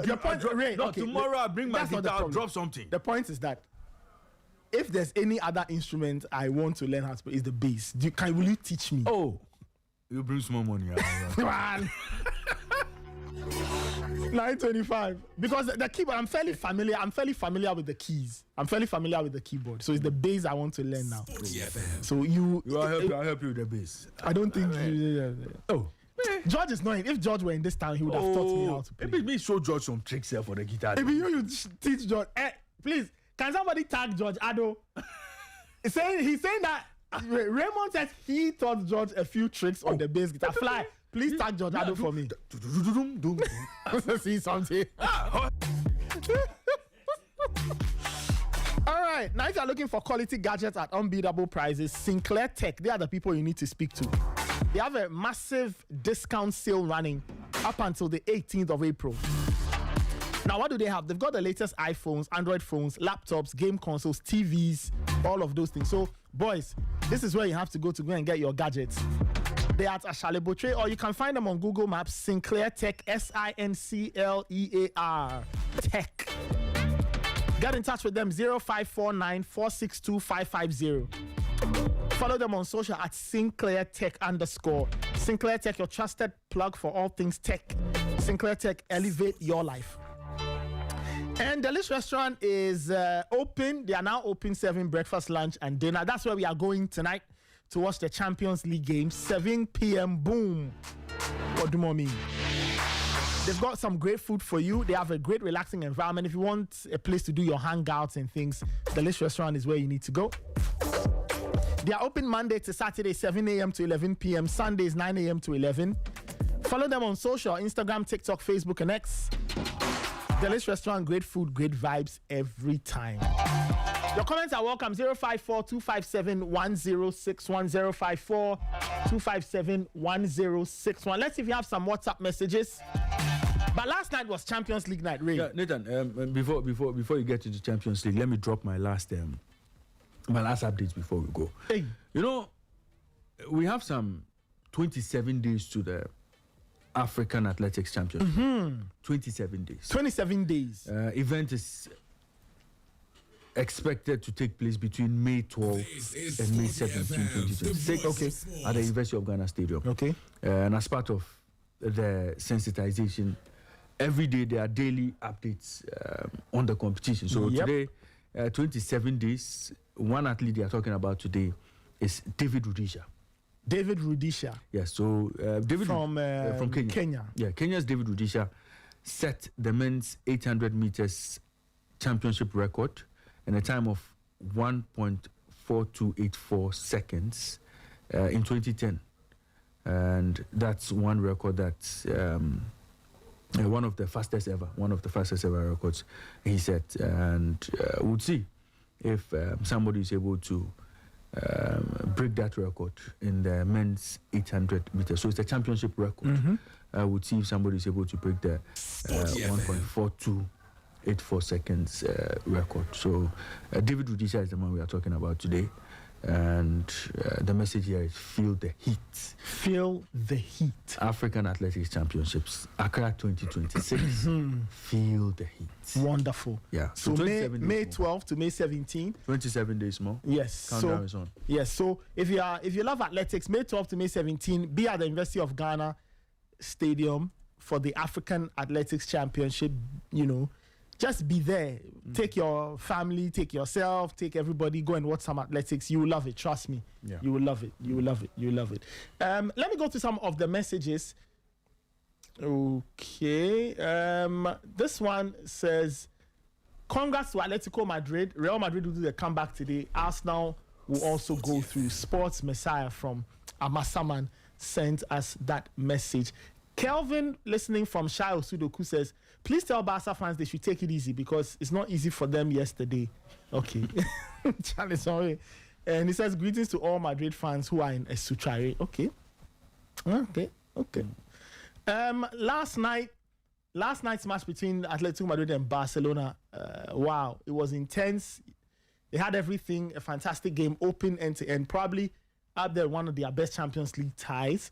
Premier League does seem dull compared to that. Very entertaining. And then he says, belated happy birthday to my dear wife, Eunice Obaya Adane Dankwa, CEO of JJD Clothing in Tema Community 3, opposite the basketball pitch. Okay, so belated happy birthday to Madame.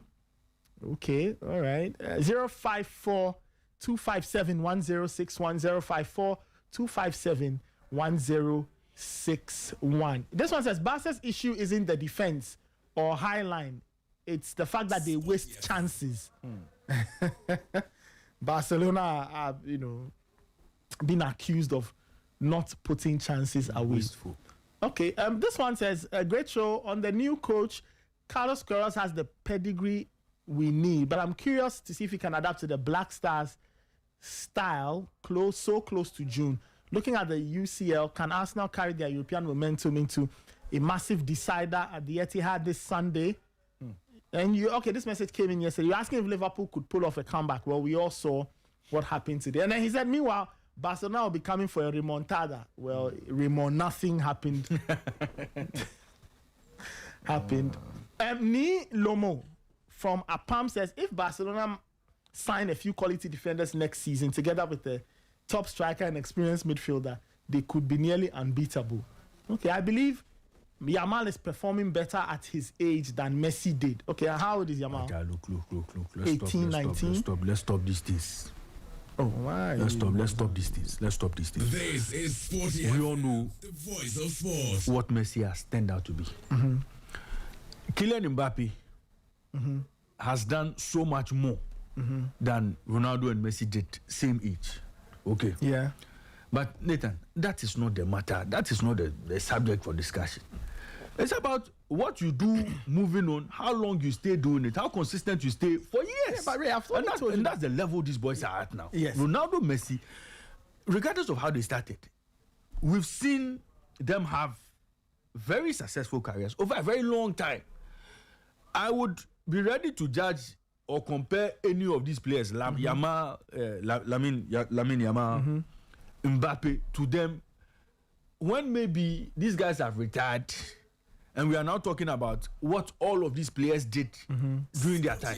But this one, at 18, he did better than Messi. That is not the matter. At 18, he's doing better than Messi. At this, look. Every player would always have the point where they finally take off. You understand? Yeah. There are players who are late bloomers. Look, this player like this, Tony Cruz, Miroslav Klose. Yeah. When he was scouted, he was around 24. He was playing fifth-tier football somewhere in the rocks, somewhere in Germany, before he was plucked. When he came in, we all saw what he did. Yeah. You understand? So players would explode at different times. Yeah. But, Nathan, it's the longevity, how long you stay, and how successful you become during that time. That is what you'll be judged with. Or that's what you'll be judged by. Not Ronaldo doing step overs at 17 and playing unproductive football. Sporty FM. You understand? I mean, we are not going back to do that debate. All we want to see is when Ronaldo retires, when Messi retires, can Lamine Yamal Can he get close to what they achieved? Yeah.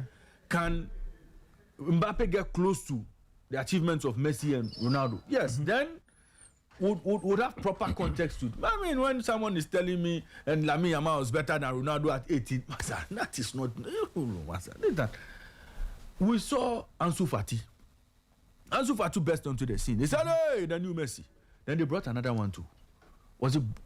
Barca brought another one. Is it Boan Keke. They brought another one. This was way before. Yes. Ansu Fati. Then they brought another one. Then recently so Ansu Fati came. Then they brought another one too. All of them, it didn't happen. So you see, let's take our time for Lamine Yamal and Co. Once you don't stay consistent, Nathan, you are done. And that is what we have to wait to see. Kylian Mbappe is on the road. He's on the way. I mean, how many World Cups already? One World Cup. Yeah. He's won one. Yeah, he's won one. But he's going to a third. Yeah, so I mean, he's on his way. He's playing for Real Madrid, possibly of winning a Ballon d'Or. Yes, but all of these things take time. So let's hold on with the Messi, Ronaldo, Mbappe, Lamine Yamal replacement talk. Let's hold on. Let's take our time. Okay. 9:35. This is the Sporty Breakfast. Next.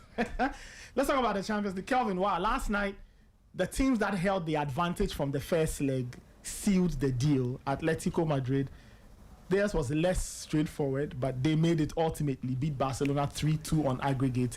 While PSG did a double over Liverpool, beat them 2-0 at Anfield to qualify 4-0 on aggregate. Let's start off with the Atletico Madrid one. That was a very interesting one. Barca started strongly. It was very much exciting. I think that Atleti nearly gave the game away. You know, the mistakes from Koke and some of the defenders was terrible to see them, how in 24 minutes they gave away, 2 goals, especially at home against Barcelona when you're already 2-0 up in the tie. So all they had to do was just relax, Barca come at them and then. But it looks like the Barca's initial press, high press got to them and then they started making those mistakes, to give that ball away. Lamine Yamal making an interception, picking up the pass and then scoring. And, Ferran Torres, Femin and then the likes getting into, very good positions to score. Now, what I think has always been Barca's problem, when you are 2-0 up, it means the tie is 2-0. Yeah. So why then do you still keep pushing, looking for that third goal incessantly? Yeah, of course, it's to swing the tie in your direction. Forgetting that the team you are playing with also has lethal weapons up front. This is not any other side but Atletico Madrid that has Julian Alvarez, that has Ademola Lookman, that has Antoine Griezmann, that has Simeone, that has Llorente, players who best on the break. And they can be devastating at any point, provided they make the right decisions. And just when they decided to make the right decisions, it resulted in Ademola Lookman knocking that ball into the net. And it's a problem. But if Barca want to continue to battle for top, European glory, they need to work their defense out this summer. There's a lot of deficiency in the Barca defense. And yesterday, if you want to play high lines, you make sure that you have, very combative DMs or defenders who are agile and quick and can latch onto passes, or latch onto, opponents when they decide to quickly, burst on the break. Jukunde maybe, yes, an okay right back for you, but he's not the quickest. And yesterday, you look at Atleti. Once they got that goal, they realized, come on, we only have even how they worked the goal. Yeah. 2-3 exactly. 2 passes and were behind. There were times they had a couple of instances they could have even gotten, the equalizer. Charlotte making that pass, and I think it was to Molina, and he just played it into the hands of Garcia, was just waiting for the ball. I think Barca, yes, they may have Lamine Yamal, they may have everyone, but the real deal for the Barcelona team, for me, is Rafinha. He makes that team complete. You may say all you say about Lamine Yamal, but Rafinha's numbers, they are up there. Rafinha makes things happen. Last season, remember that comeback against wasn't Benfica? Yeah. It was Rafinha who started everything. his goals put Barcelona up there from last season up till now. Maybe if this look season. At even the semi-finals. Yes, Inter Milan. That sort of performance. Yamal may be playing, may be dribbling, and yes, he may be the whoever. But the point is, you need one player who makes sure that he makes the difference when it counts, and that is Rafinha. No disrespect, no disregard for Lamine Yamal, but I think that Barca missed Rafinha so much. He's been very instrumental to the success of this Hansi Flick style of play. Push high up, and then, Rafinha will just get into those positions and score. And I think that when you're a player and you are missing from key games, it becomes a bit of a problem. Then why did I buy you? When it gets to crucial moment, that is when you are not available. Then why did I buy you? For you to come and play in, less fancy games, and when it gets to the original, you fluff. So I think, yes, hard work from Atleti. Simeone, it's been a long time, close to 9 years. He hadn't been to the semi-final, and I think that they really worked this out. Credit to, some of the players who worked incessantly. Marcos Llorente. I don't know. He's a horse. Hey! Tireless display from him. and I was asking myself, how is this? And you look, he never showed any sign of fatigue. He never showed any sign of being fed up. There were times I saw the Atleti goalkeeper, and I think credit should also go to him. Very good goalkeeper. I was like, is this Oblak back in the goalpost? Because the kind of saves he made in the opening 45 minutes, if it wasn't him, Barca would have just gotten the remontada back. But thanks to him and thanks to Ademola Lookman and Llorente for their performances, the remontada had to tada, and Barca are just out. Nathan and Kelvin, the bone of contention yesterday was that goal that was disallowed. The offside goal, yeah. So let's help our listeners understand, because when I was listening to European Nights After, almost everybody who called was angry or trying to understand why the goal didn't stand, all of that. So let's help me understand why that goal was not given. Okay, which the one that Fermin. I think Fermin who scored, was it Garcia? Yes, I think it was closely tight. It's been on the screen. I know it's been lots of questions came in yesterday from the officiating official, Clement Turpin, the Frenchman, and many thought that he was so unfair to Barca. Yeah. But I think that Ferran Torres goal, at a certain point in time, could have stood. Maybe Nathan has a different idea. Okay, this is what in watching it back, I saw the freeze frame. Yes. Now, as of the time the shot was taken, Ferran Torres was visibly offside. Okay.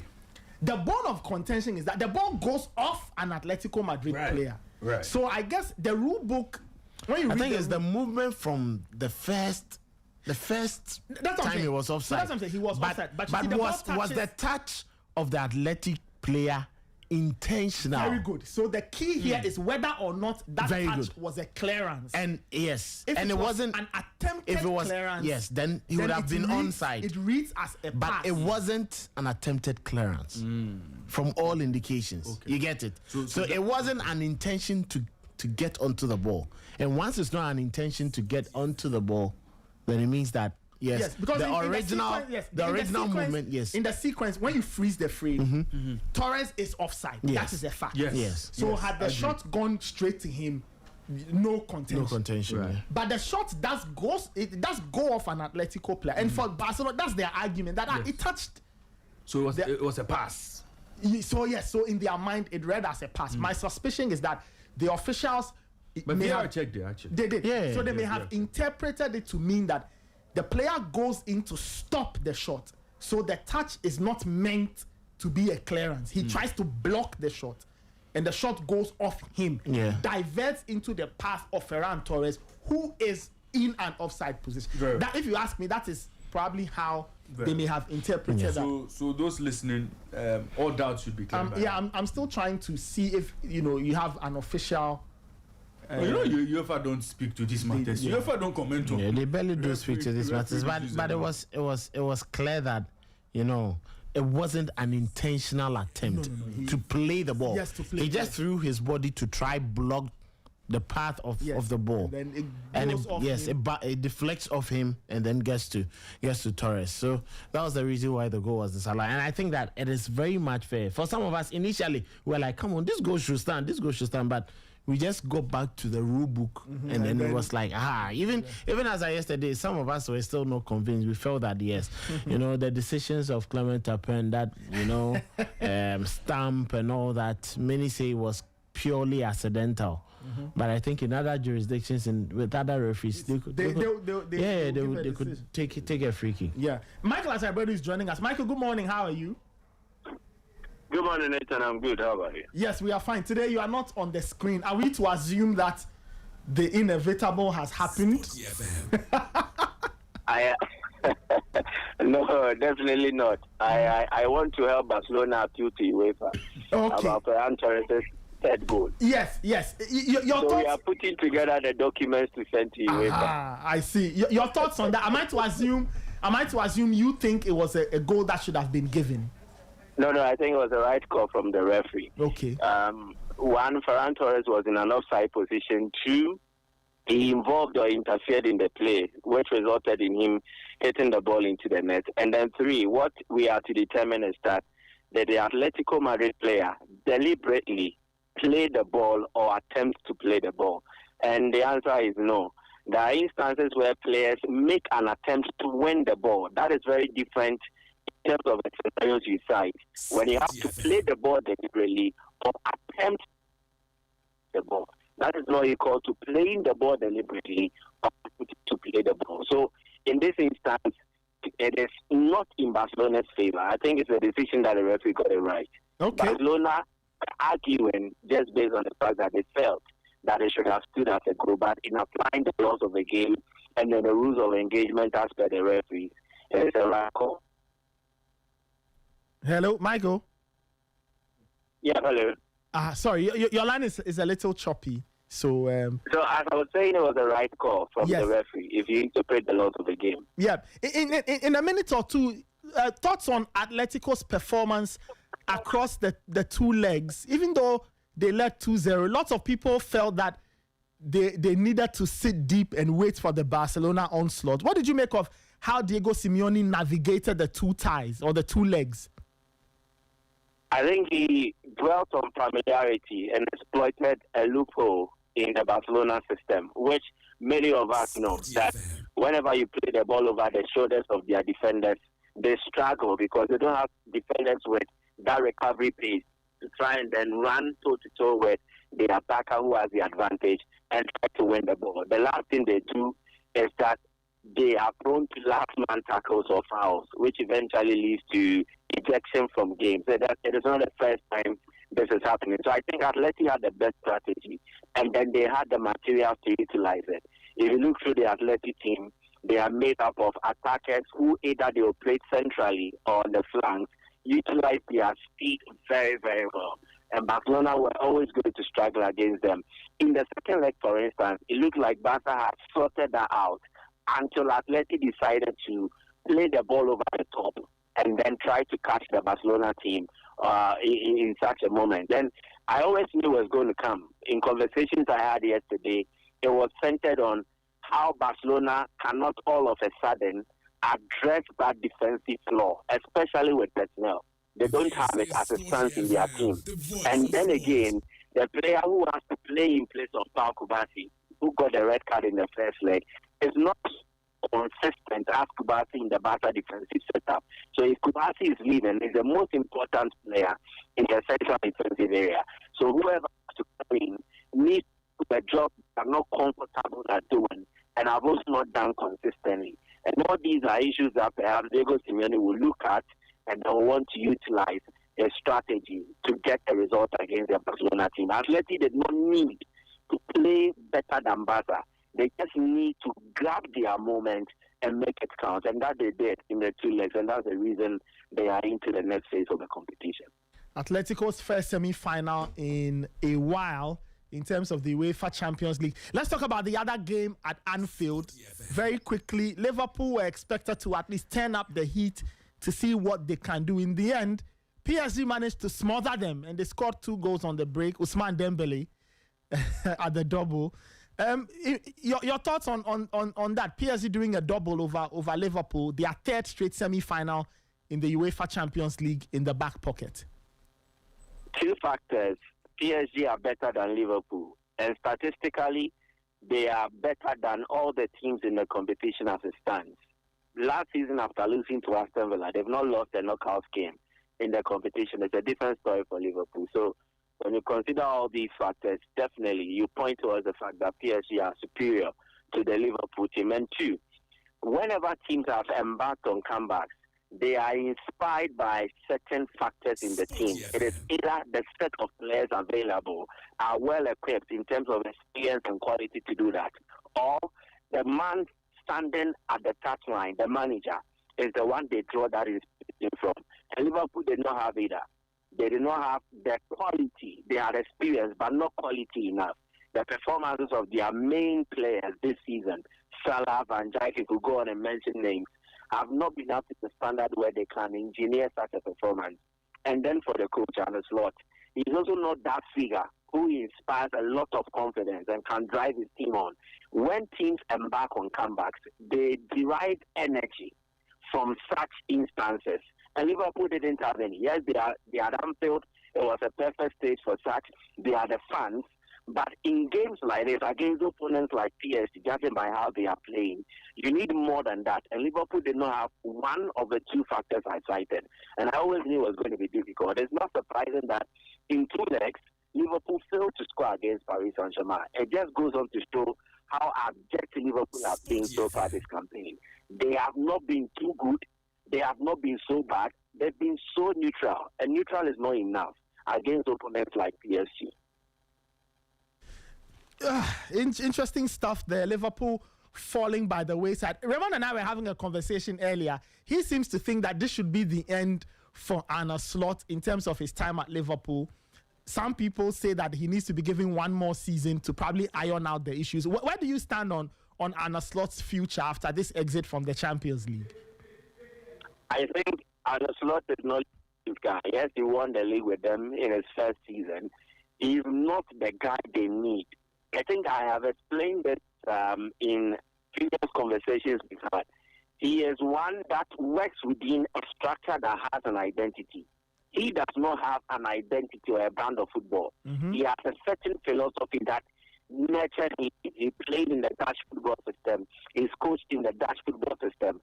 But he will be well suited to clubs that already have an identity and want a manager to plant his tactics to bring that to bear. Liverpool need a manager who comes with character and can build on his own, irrespective of what the club has in terms of Liverpool don't have that. They are a traditional club. And traditional clubs need managers with character, managers who are personalities, managers who will dwell on their know-how to transform the fortunes of the club. And Arne Slot is in that. He's at best a tactician. And tactics alone is not enough to get you what you want at clubs like Liverpool. But understanding how the Liverpool process is, they will wait till the season ends and then they will take a decision on him. Even if he qualifies for the Champions League, I don't think it is enough to erase all doubt about Arne Slot and what he's incapable of doing. What has transpired this season is the final nail in the coffin that seals it that he is not that guy for Liverpool. They need to look beyond him and go for managers who can build and not managers who will need an identity, a club with such a structure so that they can platform their tactics to work. Slot is not that guy, I repeat. We'll see where Liverpool go from here. Let's talk about tonight. The guys are still here. Ray is here. Kelvin is here. Michael, let me start off with you and then I go around the table. Are we seeing any comebacks? Are there any comebacks happening tonight? I don't know if I was found here to say that maybe I would give Sporting CP a chance. Arsenal are not in the best of places And so psychologically, Sporting CP can go there and let them, although Arsenal have a 1 goal advantage, judging by the result they got in the first leg. So maybe tricky in the Arsenal Sporting CP game. But for Bayern, Real Madrid, it's 50-50. Although Real Madrid lost, I think Bayern are not so clear favorites in terms of qualifying. There is so much to be done. And I want to speak to one or two things. Mbappe needs a legacy moment at Real Madrid. Okay. All the other players in this Real Madrid team have done it. They have secured spot against the same opponent or even better to win the UEFA Champions League. When Madrid last won the competition, there was an inspired comeback from this same Madrid team at the Bernabeu against Bayern Munich, the one who came to impact the game. Yeah. So Madrid, with the core group minus Mbappe, have seen it, they have done it, and they have achieved it. Now, when they bring a superstar into the team, he is to elevate the standards, and he needs to create legacy moments. So you can go to the issue of Real Madrid. Every great player that played for them has a legacy moment or more. You can mention the Ferenc Puskas, the Alfredo Di Stefano, the Kubales. They have legacy moments at Real Madrid. Zinedine Zidane, the mere mention of his name, yes, he played brilliant football for Real Madrid. But one legacy moment that a lot of people will not forget is that final against Bayern Leverkusen and the goal he scored. Yeah. Ronaldo, Benzema, Raul, Garcia, they all have had legacy moments, even including Sergio Ramos and then Angel Di Maria. So Mbappe was brought into the Real Madrid team not to score against Levante, Getafe, and top the Pichichi chart. He was brought into the side to turn around games like this, to change the dynamics of matches like this and create legacy moments. So if for nothing at all, if Abeloa is incapable of outwitting Company tactically, this should be Mbappe's game. Why didn't I mention Vini? He's done this countless times. He has had a lot of legacy moments with Real Madrid. Mbappe needs to do that. In the France national team, no doubt, he's had a lot of legacy moments. At Monaco, he had similar. At Paris Saint-Germain, there were legacy moments. But at Real Madrid, he needs to don that jersey, grab this game by the scruff of the neck, and then deliver for them. So if Madrid will qualify, it has to be their star power, and it has to come from players like Kylian Mbappe. He owes it to the Madrid faithful. But if you look at the team dynamics and everything, I think Bayern are the favorites. But then again, it is Real Madrid and never rule anything out. Interesting stuff. Calvin, let me bring you in. Arsenal hold a 1-0 advantage against Sporting CP. But, so many... I guess the context of this game, last weekend's loss to Bournemouth, and then there's a game tonight. There's, that big game against Man City on Sunday. Do you think Arsenal... look, I think Arsenal should be able to get over the line, but what must they improve? Kelvin, in relation to Salah Saturday, what should Arsenal not repeat from last Saturday if they'll be able to go past Sporting CP without problems? This game, it will be easier for Sporting's coach to motivate or inspire his boys to beat Arsenal. It's very easy for him, more than Mikel Arteta. There's lots of pressure on the Arsenal team. Okay. And Arsenal, like I've said, I said it time and time again, that the way Arsenal is playing, they will get caught up with it because Arteta is not giving anything new. And teams are finding out what to do against Arsenal to limit the Gunners from being dominant in games.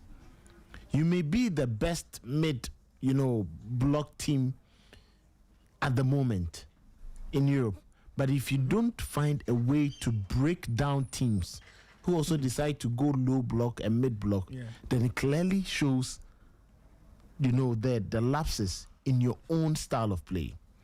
Now, Arsenal is sweating over Bukayo Saka, sweating over Jurriën Timber. Martin Odegaard is unavailable. The captain of the team, Martin Odegaard, I've spoken about. There are about 5 players: Jurriën Timber, Saka, Odegaard, they had some Declan Rice. Yeah, Rice. I think Rice went off. Yes, he did not train yesterday. He didn't train. Okay, he played against full game, but he didn't train yesterday. Yes. So now Arsenal are sweating over keeping these players fit. Now you ask yourself, the game we watched against Sporting, who was the player of the match? David Raya. David Raya, yes. Clearly told you that on any good day for Sporting, if they're able to put the ball an inch, a meter beyond the reach of Raya, they run away with the victory. Or if Raya decides to be poor or have one of the terrible days, it means that Arsenal are going to lose that game. So the margins, just like Michael said, the margins are just so minute. And the Sporting coach clearly, from the first leg and from the bad place Arsenal is in, knows how to work it all out. Because take these players out. Luckily, Arsenal have Eze back. And he may probably try to inspire because we've seen him inspire them in the cup games. Arsenal need inspiration. Exactly. They need someone who will just pick up the pieces in genuinity. Now, lots of the players have their morale down. Look at Martin Zubimendi. I went back to watch games when he started the season. He was forward thinking. But now he is more retrogressive than being progressive with the ball, and he's playing it very safe. Exactly, and that is not what you do to face one, midfielders. Look to move the ball. Thank you. Look at Frankie de Jong. Look at the Pina boy for Real Madrid. Go to Manchester City. Bernardo Silva now plays deeper in the line. Even with Rodri, look at how Thomas Partey used to play. You need to take risk. You need to pick up the ball and pass and create. Forward. Look at what Vitinha does. It doesn't look back, or Konechi, or Kopedian. Even though he has a Marquinhos who is very comfortable on the ball. You break the team's rhythm if you go backwards. If you look at the first leg, the goal, it was scored by Kai Havertz. If you look at the sequence of the play, when Martinelli picked the ball, Declan Rice's instruction was go back, pass the ball back. But he defied him. And he went in for the dink, and Kai Havertz latched onto that pass and scored. So now teams know that when you lock Arsenal down the flanks, they are doomed because there is no creativity from the central areas. You make a point, right? I was watching the Chelsea-Man City game, and looks like Ryan Cherki. Right? Yeah. He says, just give me the ball. Give it to me. Yeah. Let me create magic for everybody. Exactly. And you are right about, when I look at the Arsenal team, it's like nobody is willing to say, give me the ball. No. I am going to create something for somebody.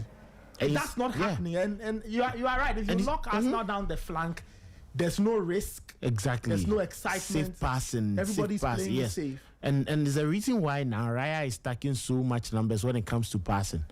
How is it that your goalkeeper is being a best passer of the ball or getting more passes of the ball than your central defensive midfielder or your central midfielders?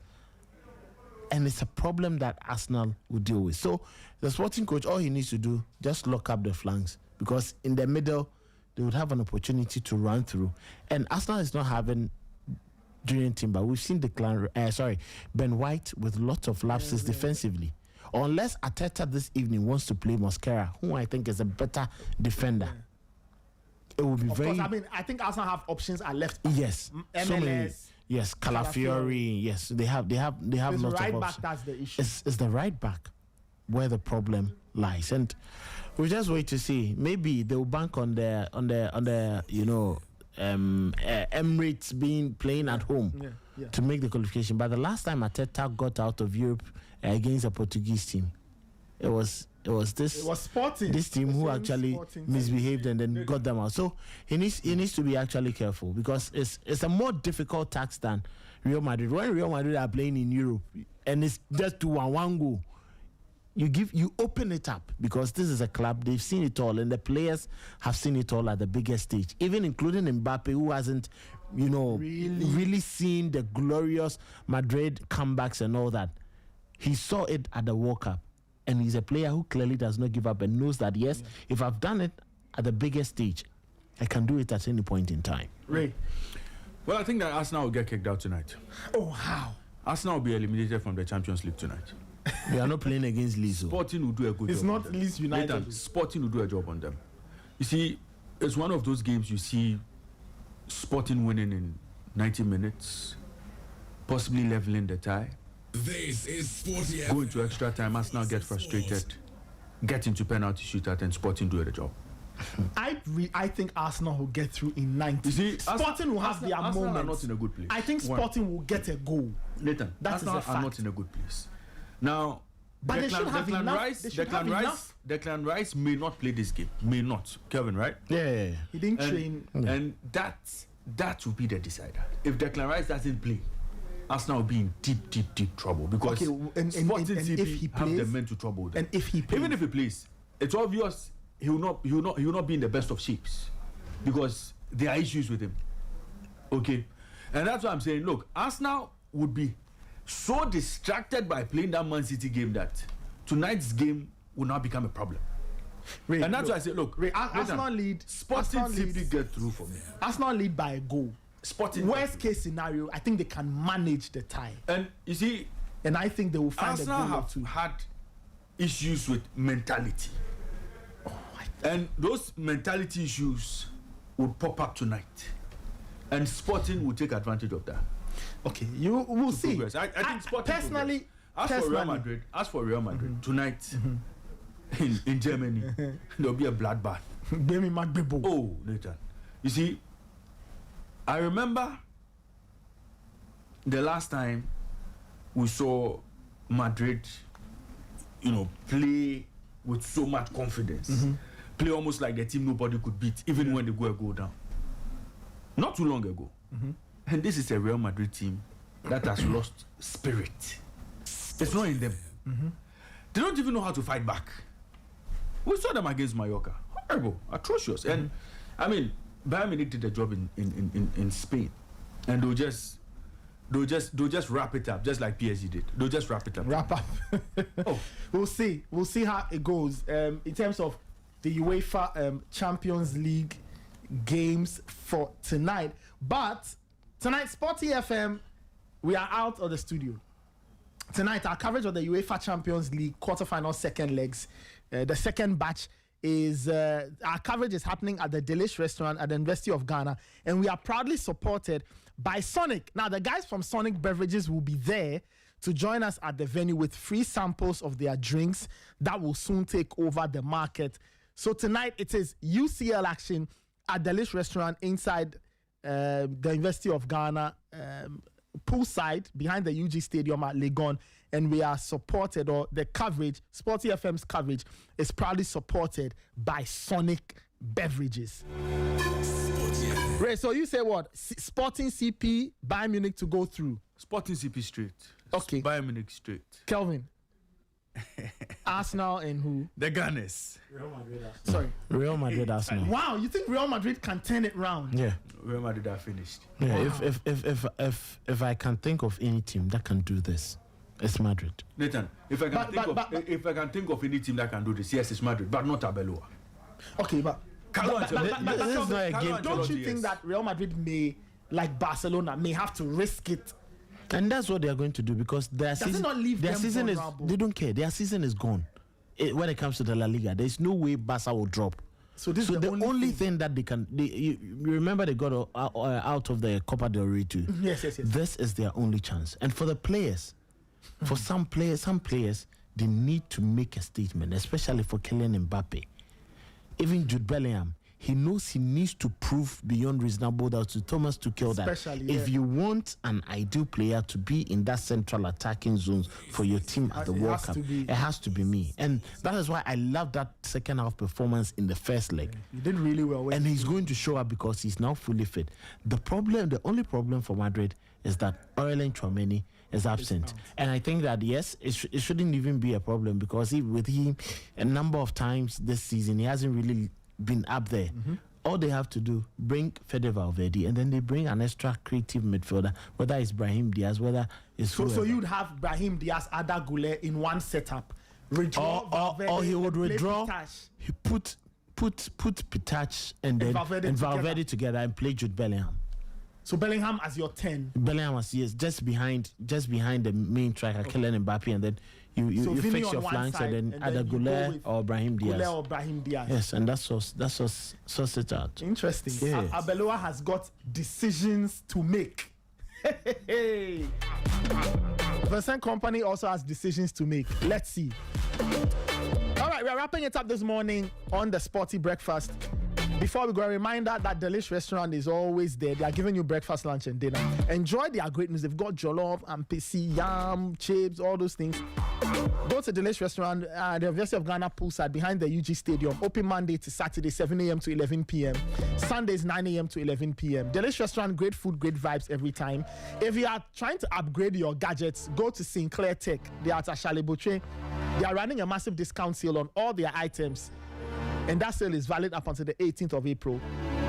From the latest iPhones to Androids to laptops to game consoles, TVs, all of that. Follow them on social at Sinclair Tech. Sinclair Tech, your trusted plug for all things tech. Sinclair Tech, elevate your life. That's how I wrap it up this morning on the Sporty Breakfast. Before we go, I have a very important birthday